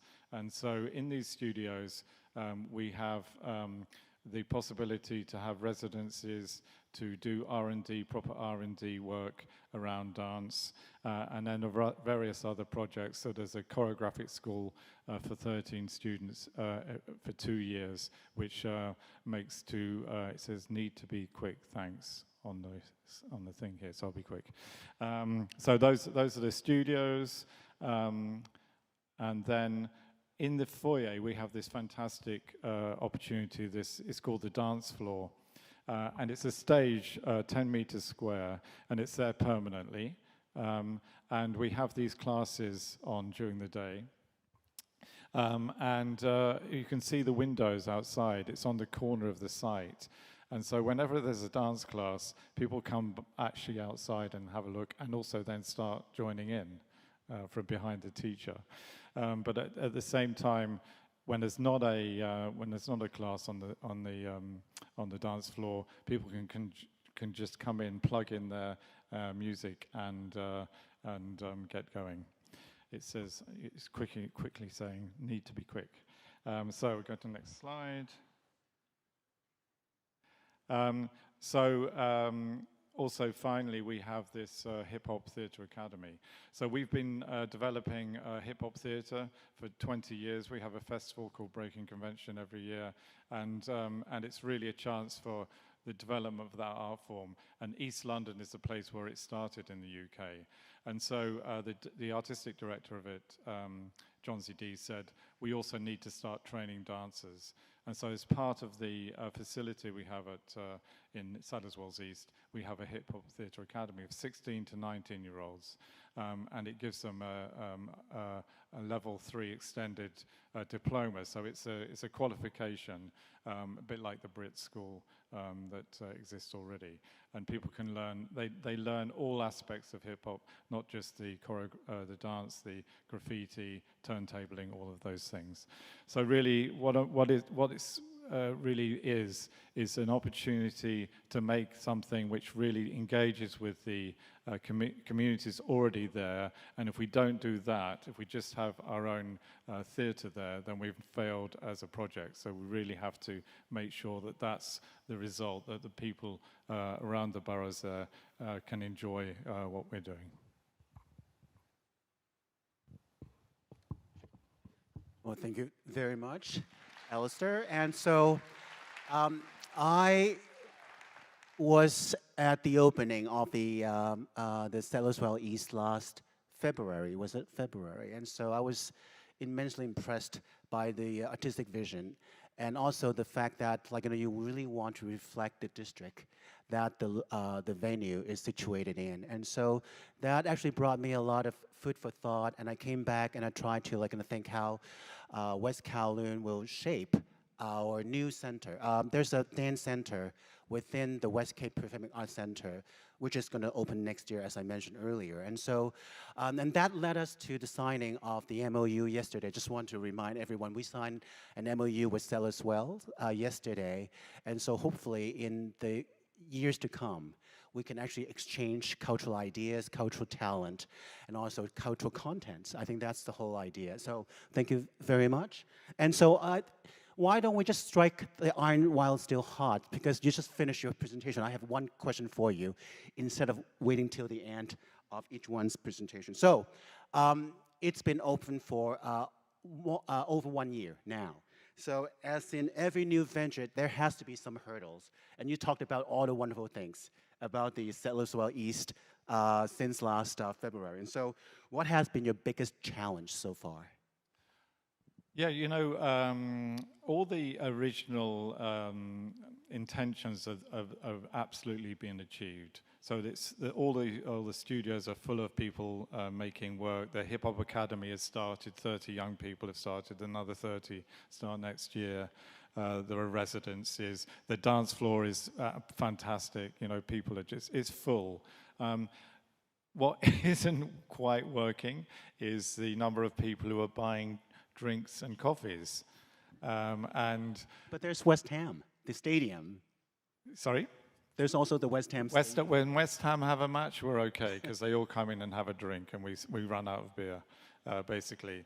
But not on they don't play every day, unfortunately. So that is a challenge. And also, when we going back to someone was saying earlier, make sure you have revenue, right? Not just the building, but revenue. We did get revenue, but the number was fixed 10 years ago. That's what we asked for. And you know what's happened to the world. Everything has gone up, and that money has stayed the same. So we've had to slightly reorientate. We have to rent out more studios. We thought we would. We have to try and fix the catering and stuff like that. But that's just ancillary. We need to keep the financial equation going. But everything else is a huge success, including in the theatre, where over 30%, 40% rather, are new audiences, brand new to Sadler's Wells that we wouldn't have reached before. Okay, thank you. So, Alistair. And so the next in line is Rashid. And so our aviation hero. And so you're going to talk about your Xiqu, the project Xiqu. Thank you. Thank you for the invitation. Okay. Xiqu is France's leading institution dedicated to dance. It is located in an Art Deco palace, which was built facing the Eiffel Tower. It was built for the World Fair exposition at a moment where Paris had this ambition to gather knowledge and culture to shape the city. And the Xiqu Palace, Xiqu Theatre hosts the greatest name of the dance world at the moment, and also hosts a major international event like the Olympic ceremony, like fashion weeks, shooting for international movies. But Xiqu also had been shaped by the history. The Universal Declaration for Human Rights had been signed in 1948 in the building, and it became the theater, the auditorium for the NATO force during years. And that's why a lot of important voices came to express themselves from that place. JFK, Nelson Mandela, or more recently, the Amazonian leader, Raoni. Then the Xiqu is, we still try to fight for more promoting those rights by hosting the Peace Forum every year, or by organizing a cultural event that fight for the freedom of expression. Xiqu is no longer just a place where we show art, but we try to play a social role, a role for social cohesion, for let's say dialogue and participation in the building. We believe that artistic pieces, dance performance, can have an impact beyond the stage, making art accessible, trying to identify new practices, but still maintaining a standard. I will make run a video just to have a few examples while I'm speaking.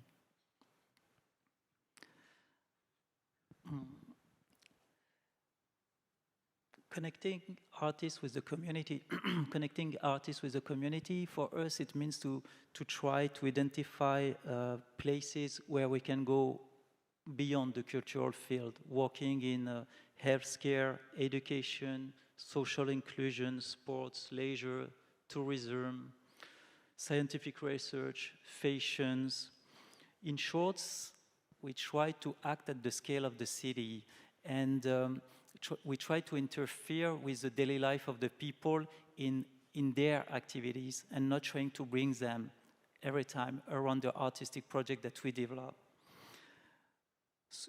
For that, we develop a lot of activities, a lot of programs like holiday camps for kids who cannot go on holidays, and then they can confront themselves to creativity, to dance, to life in community. Or we also create a youth council, and there is a group of people between 16 and 25 years old, and they are really part of our team. They think with us all the program, and we try through the ways they watch the practices of today, how we can bring dance in many other practices. We also connect dance with other fields like sports, fashion, and music. For example, with sports, we did a lot of programs, and we tried to explore how sports and dance can help us, can be a source for physical and mental well-being.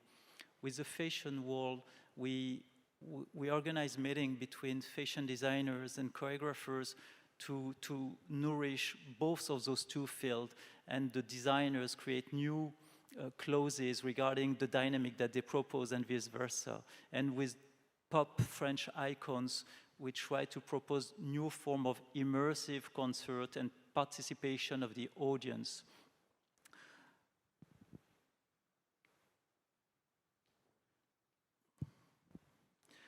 Xiqu also opened its doors to urban cultures, from street dance to electronic scenes, and we also try to, as much as we can, to invite queer movement to embrace new figures and new voices.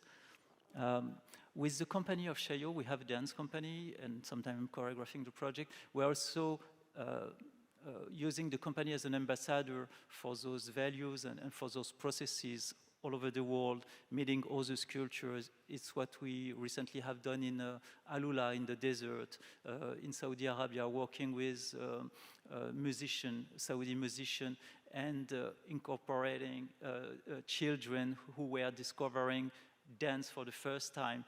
And every time we try to also question the way we do produce dance performance in the companies. And this mutual exchange, it's what we try, it's this kind of lab that we try to develop traveling all over the world with the company.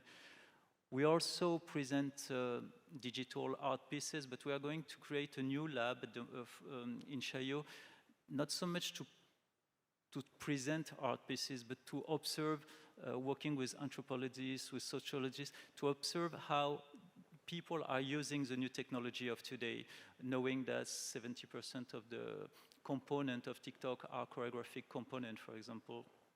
And then it's what we called in our theater of diversity and hospitality, because diversity is not a goal, it's our daily life, and hospitality is not the way we welcome the audience, but it's more how we create places, a space where the population can feel that it belongs to it, or it can contribute to all the programs, all the initiative we are impulsing. Then we have this we have a mantra in the theater, which is that the value of our theater is not only what we present, but much more the relation that we build. In dance, often the body can express fragility, memories, courage, joy, strength, and we realize that it remembers us, despite our differences, how much we have this humanity in common. And it's a bit our goal every time when we start a process, meeting any kind of community in all those programs.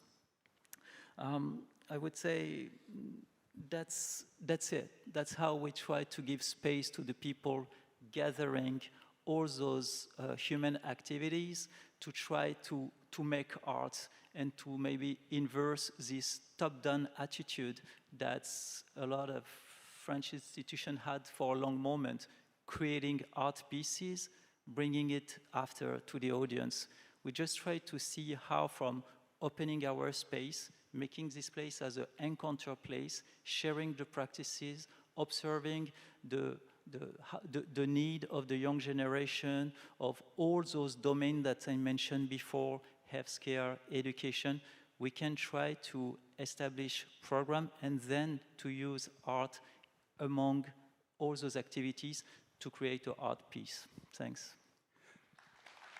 Thank you very much, Rashid. And I've known you now for quite some time. So we first worked together, I think, 2022 or 23. That's Les Traceurs. So the slacklining production in Art Park, and followed by Corp Extreme 2024, rock climbing with contemporary dance, a wonderful performance. And so you always strike me as a bit of a paradox.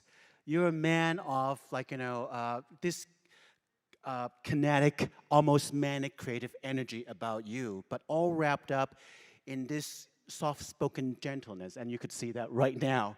And so I was at Chaillot this January. I was first in Settlers Wells and then Chaillot, and so I saw how you interact with your staff. So we just weave through the building, and they say hello to you as a friend.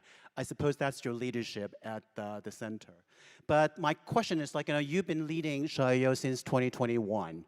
And so with your background in counterculture, street culture, hip-hop and all that, why did you say yes? Why did it? Why did you say yes to the job?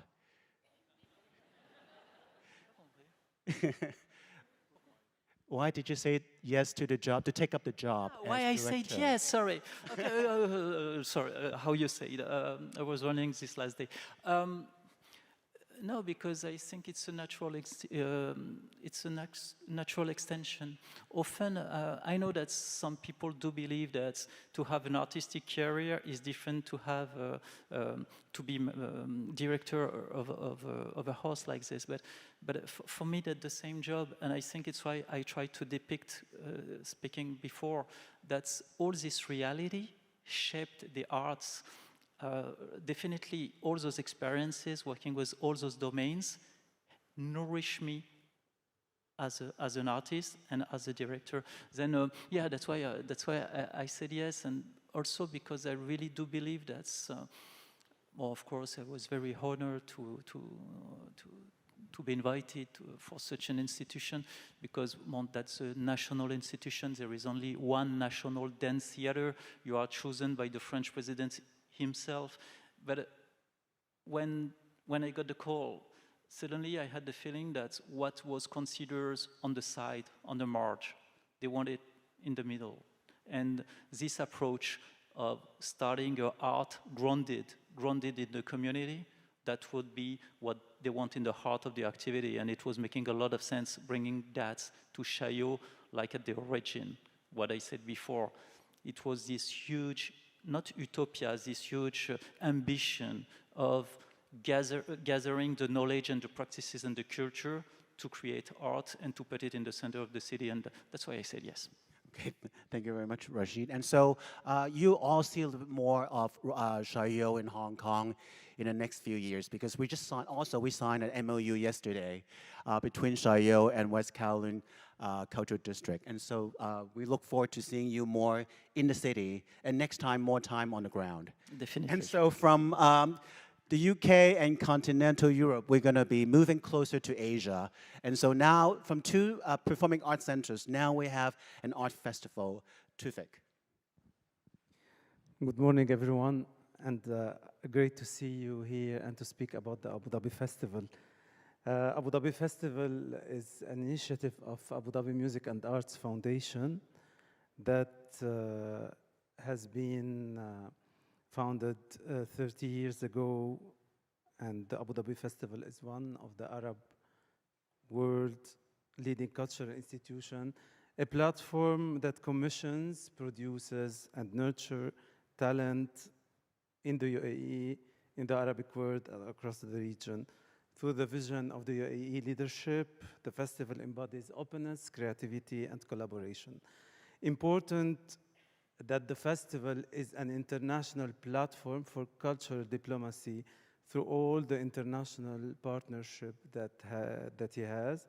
The festival also through another initiative that it's called Abu Dhabi Festival Abroad has a big commitment to creation, to production, co-production, and commissioning, and the most important thing, long-term partnership with the world, and its dedication to the local community in Abu Dhabi for education, capacity building, and community access.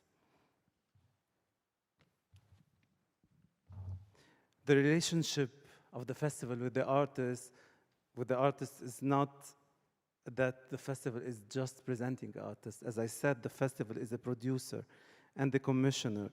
The most important thing, the support for the new works with the artists, the engagement with the Emirati local talents and international artists. And the main mission of the festival is to create opportunities that endure beyond a single festival edition. Our relationship with the artists is built on long-term trust. We invest in their creative voice and create international pathways for our work and their work.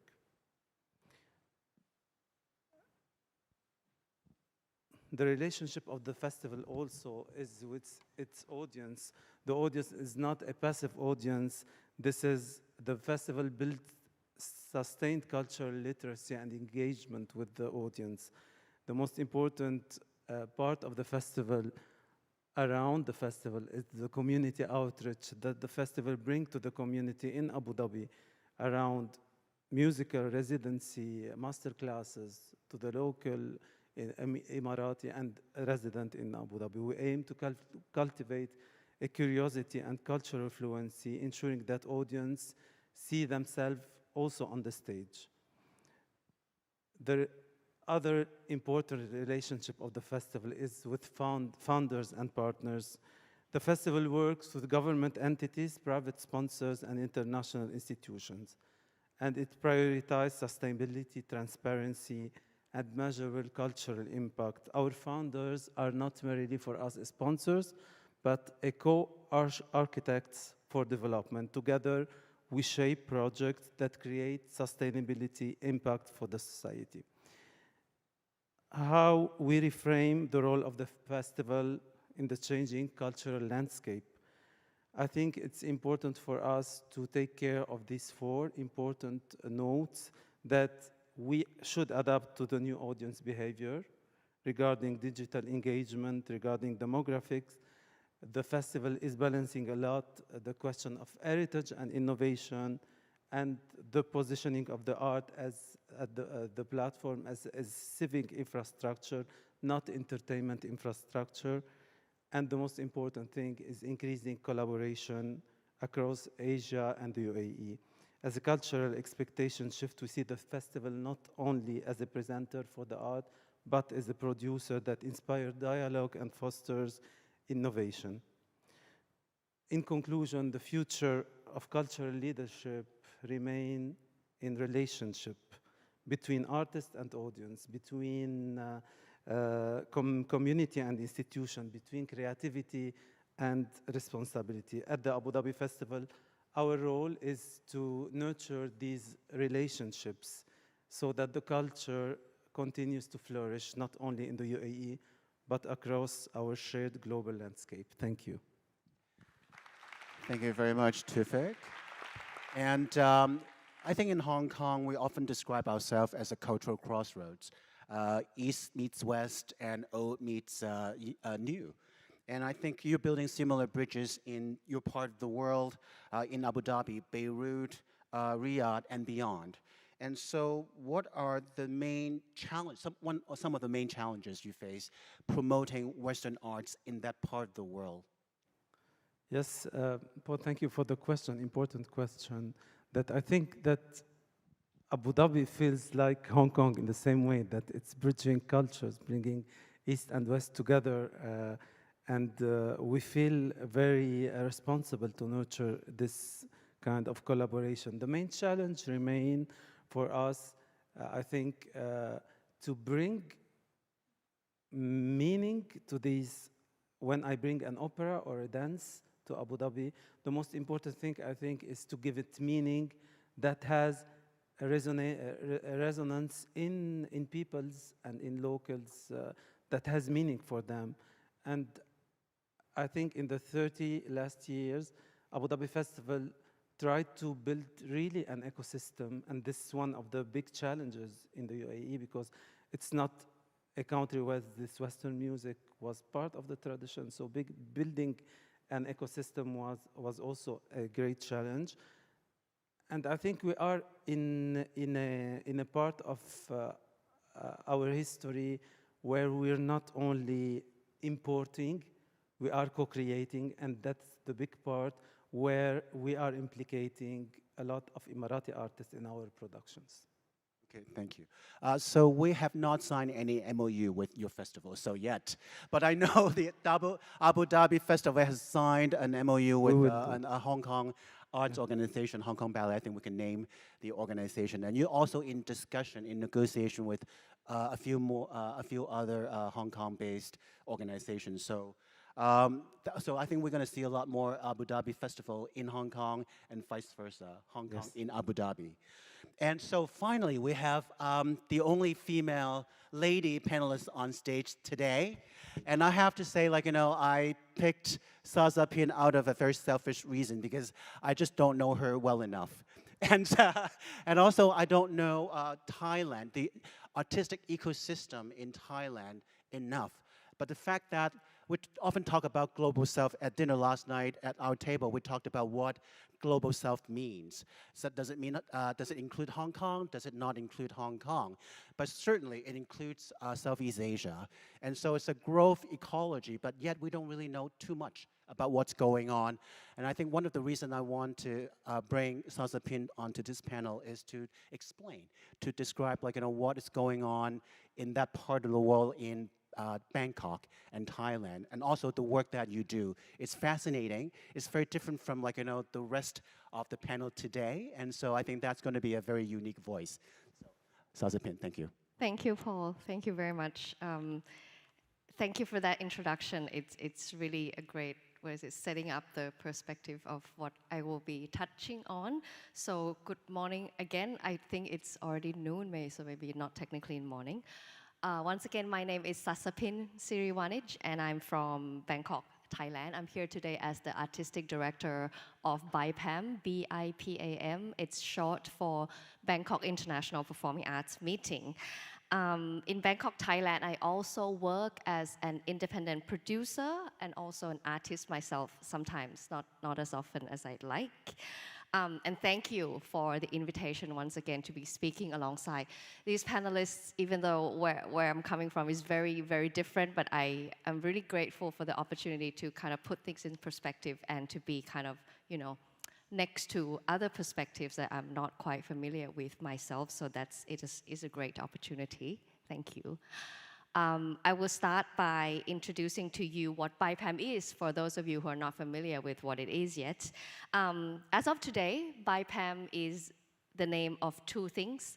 One is the biannual International Performing Arts Meeting in Bangkok, with a very strong focus on Southeast Asia that we organize, and that's two, the organization itself. BIPAM is also the name of the organization, which does many other things beyond the biannual meeting itself. So I would like to show you the short videos so that you get a visual sense of what BIPAM, the meeting, is like. And this is a video from our latest edition in March 2025.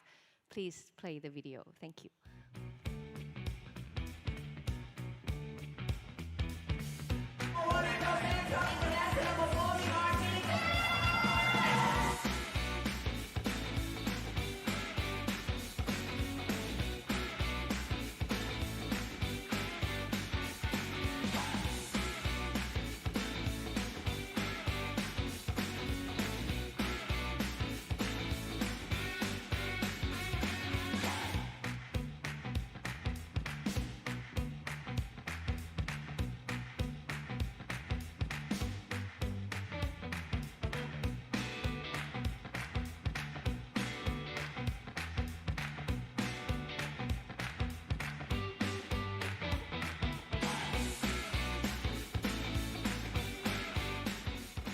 just let the video run, but BIPAM, essentially this biannual meeting is a 5-day gathering of performing arts professionals from Southeast Asia and beyond, held in Bangkok. The program of BIPAM consists of lots and lots of discussions during the day, both by our team's curation and also from open call. And we have curated performances, and also we have late night networking, which we think is the most important component of BIPAM, where people who come are promised a relaxed and casual environment to connect organically, and also, very important, connect on their own terms. And over the years, we have also special activities alongside the main program, with our most favorite program being what we call the Route program, which is really a guided walking tour with different themes that invite our participants to connect with each other and also connect to the place and the city in an embodied and immersed way. So that is the biannual meeting. But also during the gap year of the meetings, we have our own initiatives, and they have taken multiple forms, ranging from in-depth workshops, artist labs, incubation programs, long-term international cohort exchanges, residencies, visual art exhibitions sometimes, research trips, and also cross-disciplinary collaborations. And the goal that really encompasses all of our activities is to enhance capacity and connectedness for the performing arts in Thailand and Southeast Asia, and very important, with the world, so not just within ourselves. BIPAM's community, to your topic, Paul, is first and foremost the performing arts practitioners in Southeast Asia. This is our community. And precisely because of this, we remain committed to being a platform for meetings and connections and not a market. This is because in a region of Southeast Asia marked by continued political instability and arts infrastructure, something like WestK, barely exists. It's a far-fetched dream for us, really. Of course, with some few exceptions in the region. So it is important to operate on a non-transactional basis, with the understanding that the performing arts in the region are made and wanted with urgency rather than to meet market demand. It is also important that in the world of the arts, which has long been West-facing, we make connections within the region to collectively lift each other up and shift our points of reference inward rather than externally. And BIPAM itself, although it runs like an organization, it looks like an organization, but it is completely independent structure-wise. By that I mean, we run without subsidy from the government or philanthropy, but mostly on project-based funding, in-kind support, and collaborations of all kinds from numerous partners. We've also been running, for example, without a salary or an office, and this is much like every other practitioner in Thailand. But honestly, far from having a fully supportive and established environment for the arts has given us one really important thing, which is freedom to always be on our own terms in all that we do, to stay responsive to our community, to stay horizontal and adaptable at all times. The ground where we're standing on is very shaky, and we don't have business as usual to fall back on, really. But you know, the worst case scenario that we bear in mind is we can collapse and we can start over anytime, all over again. And I'll pause now, and I'll look forward to more curiosities about BIPAM. Thank you. Thank you. So without public funding, that is not for the faint of heart. And so can you tell us a little bit more about how you engage? Because your organization works across borders, and so how do you engage your artists across the border? What kind of initiative you do with your artist community? So I think we rely a lot on collaboration, and collaboration meaning we look for artists collectives or also maybe sometimes producing body, like a platform that is similar to BIPAM in other countries in the region. So actually, if I trace back a little bit to the very beginning of BIPAM, when we started to want to do a platform for Southeast Asia, we first have to know what Southeast Asia contemporary performing arts is like. And that research is not quite simple as we thought it might be, because we hardly know anything about ourselves in the region, and that's one of the really, really important why BIPAM started. So we just reached out to friends, and then friends recommend friends, and then we went to the place, we meet all other artists, and then we just went deeper and deeper. So it's really like this simple, going from the closest circle of friends and collaborators that you have, and then let them lead you to other people who are working in the region or in each country. So yeah, so that means we rely on friendships and relationships and the trust that we have, first within the Thai artistic community that led us slowly to other counterparts in other countries in the region. And then we identify, key partners, key organizations that then would connect us to other people. Yeah. Okay, great. Fantastic. Thank you. So that wraps up our presentations. And so we're going to go into the next section, which is the panel discussion. So these are all free-flowing follow-up questions. And so feel free to jump in. It's not directed at anyone. Just feel free to jump in and to respond to each other. And so we start late, and so we're going to take a little bit more time. So lunch can wait for another 5 to 10 minutes, I hope. Oh, no. Okay, so the first question. So we talked about AI. Everyone talks about AI. Every arts conference talks about AI.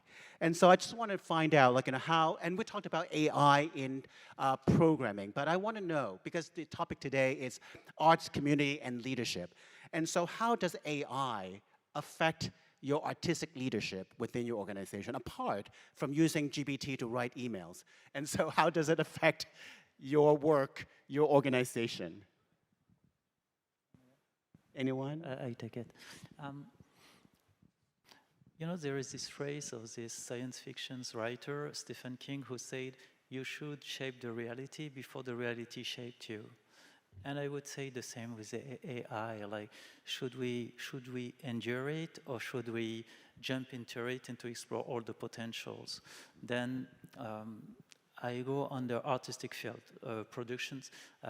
Yeah, I would say that's all those technology, because some people are afraid with this AI, but that's part of the life. The question is not should we go or not. It is part of our environment and today. And often in the field of art, new technology creates fears, but the photography didn't make disappear the painter, the album vinyls didn't make disappear the concert, etc. The video didn't make disappear the films, and even create new things like the albums. One guy finally using the vinyls not anymore to listen to music, but he did and he created a new art movement.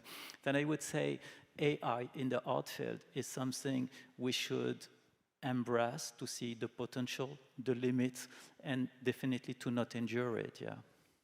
Thanks. Alistair, you have something to say? Or Tuvik?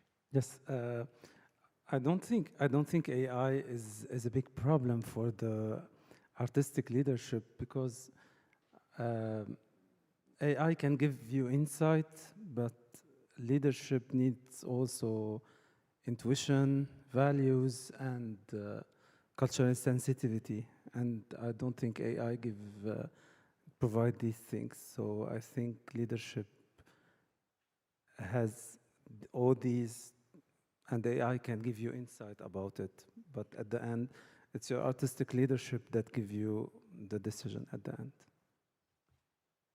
Anyone else? So we had a performance last week by a young choreographer called Alex Whitley, who had this version of The Rite of Spring, and part of the visuals were sent through an AI program, and in the dress rehearsal, the sun comes up at the back of at the beginning of the day in The Rite of Spring, and it turned into a cat. So I think somewhere along the line, there have been some input which completely, changed. It was a random thing. And I think we have to be a bit careful about this, because I think that's exactly what might happen. It's really early stages. And, we're not sure who's in charge at the moment. And that cat definitely is not in charge.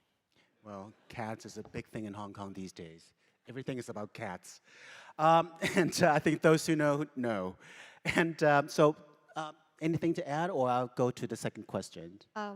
Just a small thing. I think the interesting thing about the rise of AI is, essentially, it's a model based on the English language. So that's how it was developed. So I think I am interested in how artists in the region is trying to unpack the preconceived notions and prejudices that actually is embedded in the system itself, and taking advantage of being a country that does not speak English as the primary language.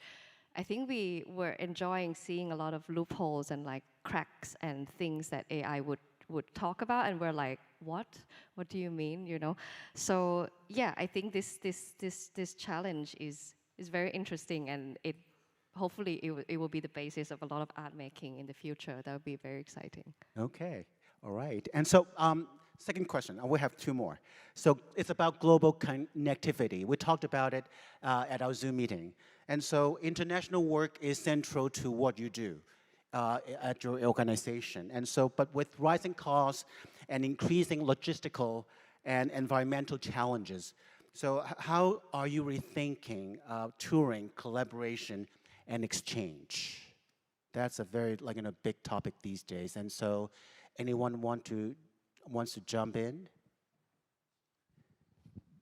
Well, I mean, it just gets harder and harder, doesn't it? And the costs go up, and partners that we had around the world who would co-produce, they have less money, and so it's I guess it's a time to rethink it a little bit, and to think about stronger relationships like this one with Hong Kong. Obviously it's a long way from us, but to have some reciprocal creation opportunity, rather than just taking our product and bringing it to you, or vice versa. There must be another way forward, and to have more time in places. Artists have more time in places. I mean, it hasn't started yet, but it's going to have to start. We can't keep moving around the world in the same way as we have been. Or maybe a virtual version of Sutra. How's that? Yeah, sure. Yeah. Okay, so anyone else want to jump in?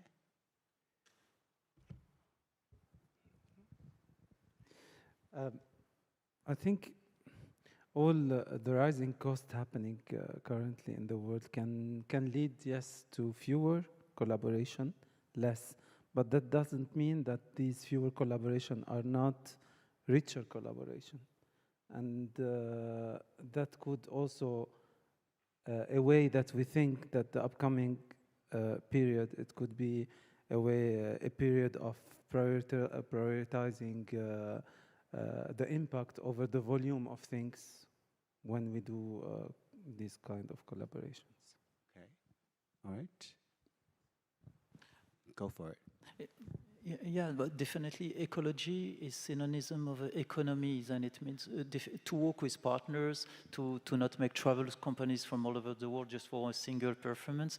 That's oriented a lot the way we do program actually in Xiqu. When we invite an international company from Australia, from Canada, from everywhere, the first thing we do is we call our partners. We don't. We are not only maintaining the dialogue with the company, but we want to be sure at least that the fact that this company will travel, we are starting all together, and this for ecological reason that I think that everyone can understand. And I would say that it's after we are really open about all those, I mean, especially in the fragmented world of today, that how much today we need to maintain those special intercultural links that I know that's often when we speak about globalized world and intercultural world, and in a sustainable world at the moment, we all think in terms of digital mobility, thinking that that could be a more sustainable approach. But when we really watch all the evaluation about the cost, the ecological cost of this digital world, sometimes we realize that it makes much more sense to make travel, to have this live experience. I really do believe that the value of having someone coming from the Amazonia and meeting in live the people has much more sense just to have one more documentary, because the way that a lot of people have said that this need of being in a physical common space will not print your sensibility and your affectivity and your knowledge the same way, then I would say that it's a responsibility at the moment to protect those mobility of art pieces and to make it collectively, and to also definitely create spaces for experimentation of intercultural practices. Okay, thank you. Yes, I think in this crisis, I do not think the solution is to all of us to stop traveling and going to have a different experience elsewhere, which is where not where you're coming from, but how to do that in a way that is very connected to a purpose and a meaning. So I think a lot about when there is a visit, there is a travel, there's a trip, there's an invitation, we create how to create an intimate context and purpose for that program or initiative or production or project.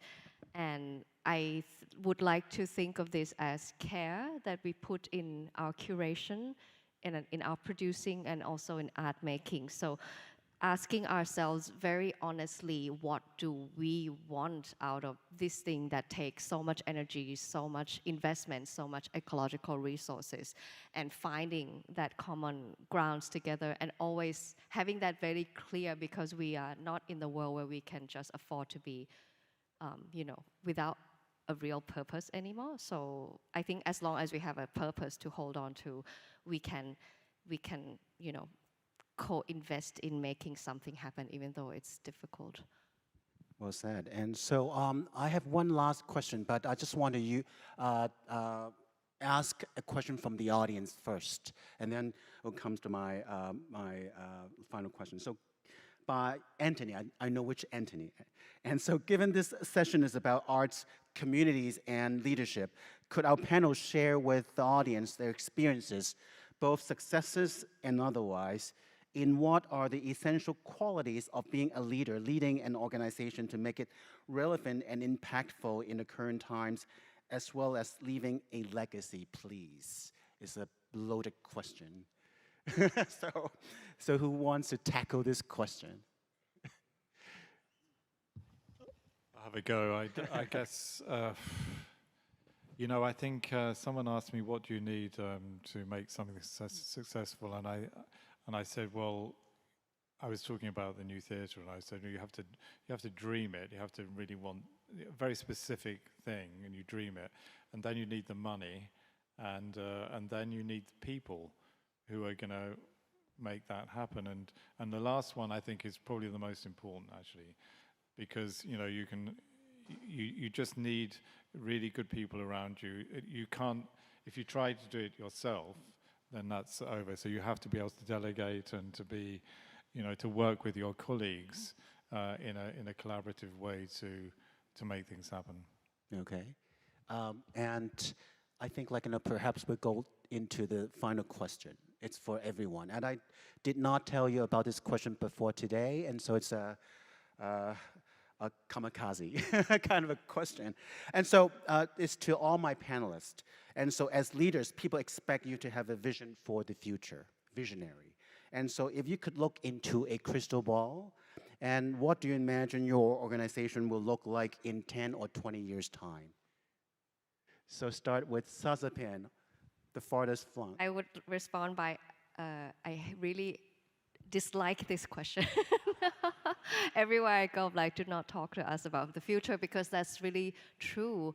We don't have a future. Of course, we operate with an image or a vision of future in mind, but we really know that every day that we do it, we don't really have a future. We're never promised a future. BIPAM will go away at any point when we have zero money, zero energy to invest anymore. We would just go out of the face of the earth, and I don't know, I go back to my niece, taking care of my 2-year-old niece, I don't know. So yeah, there's, I do not that I don't see it in 10 or 20 years' time, but what I see is that it would keep changing, I would say. BIPAM might stay or might not stay as a collective or organization, but I think this mission that we've built is still relevant, and it might take other shapes and form. BIPAM doesn't need to be there. Maybe the biannual meeting would not be there anymore, but this mission will live, and it's super okay for it to live in other forms and even in the hands of other people. Yeah. Okay. Tufik? I think this question is always, it's also about dreaming, maybe. I see my festival becoming a global co-creation hub where you can bring Arab artists with international artists together and maybe sing and perform Arabic music and Chinese music together. So this can be also a way to envision future and to witness what we are bridging these cultures together. Rashid? I would love, it's a bit what I said before, I would love that people do consider our cultural processes or institution as a need. Because I will not lie to myself, for many years, Xiqu Theatre was identified as an iconic place for dance, and when you want to see a nice performance, you go there to see a performance.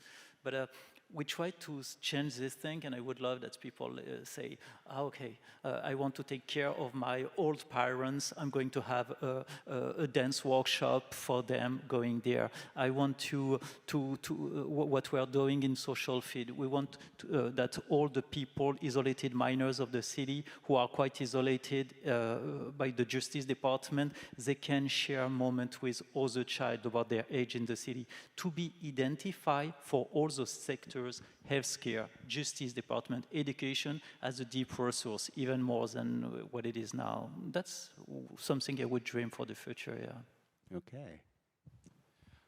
Yeah, I mean, I mentioned earlier, Sadler's Wells has been going for 300 years, and each night around 7:30 there's been a performance, a live performance on stage, and I guess in the next 300 years there probably will be too.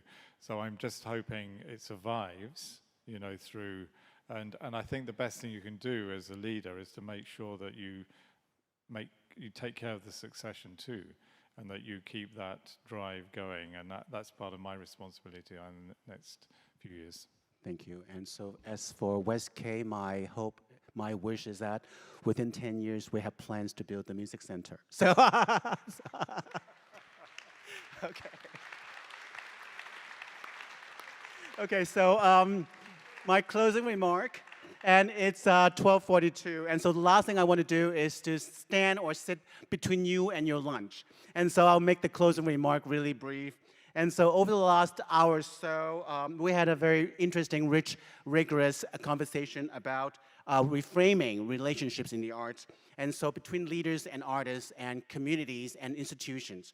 And so from the dynamic stages of Xiqu and Sadler's Wells to the global reach of the Abu Dhabi festivals to the innovative spirit, never say die, spirit of BPAM, I think, like, you know, our panelists have shown us that these relationships are not fixed scripts. They are living and breathing social contracts. And so if there's one takeaway, is that reframing means listening more to our performers, to our audiences, to our communities. And because in arts leadership, I think we talked about this, art leadership, the most meaningful applause comes from genuine connection. I think that's the takeaway from this conversation. And so let's carry this energy forward, and when you see our panelists at lunch or rest of the summit, talk to them, share your ideas on your social media, and also keep reframing these relationships in your own context. And so finally, you've been amazing. And let's give him a warm round of applause. Thank you so very much. Thank you. Thank you very much once again to our distinguished speakers. And thank you, Mr. Paul Tam, for moderating this session for us. May I invite all the panel members together at the center of the stage for a photo before you go. Thank you once again for enlightening us and for inspiring us. Thank you so much. At this moment, ladies and gentlemen, we conclude the morning program of the Hong Kong International Cultural Summit 2026. Before you go, just a few more points of reminder. Lunch arrangements have been made for all participants. For details, please log into the HKICS 2026 web app. You may also take a look at your badge for your lunch venue. For those who will be having lunch at Argate, King Leung Heen, or Live House, please go to lower ground floor where transportation has been arranged. You may also follow the on-site signages. For those who have lunch at Star Place right here at Xiqu Centre, please follow the signages and our staff will also guide you to the restaurant. And this afternoon, the panel discussions will take place at M+ and Hong Kong Palace Museum. Participants who have collected simultaneous interpretation devices, please return them at the booth at the entrance of this grand theater. Thank you again for joining us this morning. We'll see you in the afternoon sessions. We'll see you there. Thank you.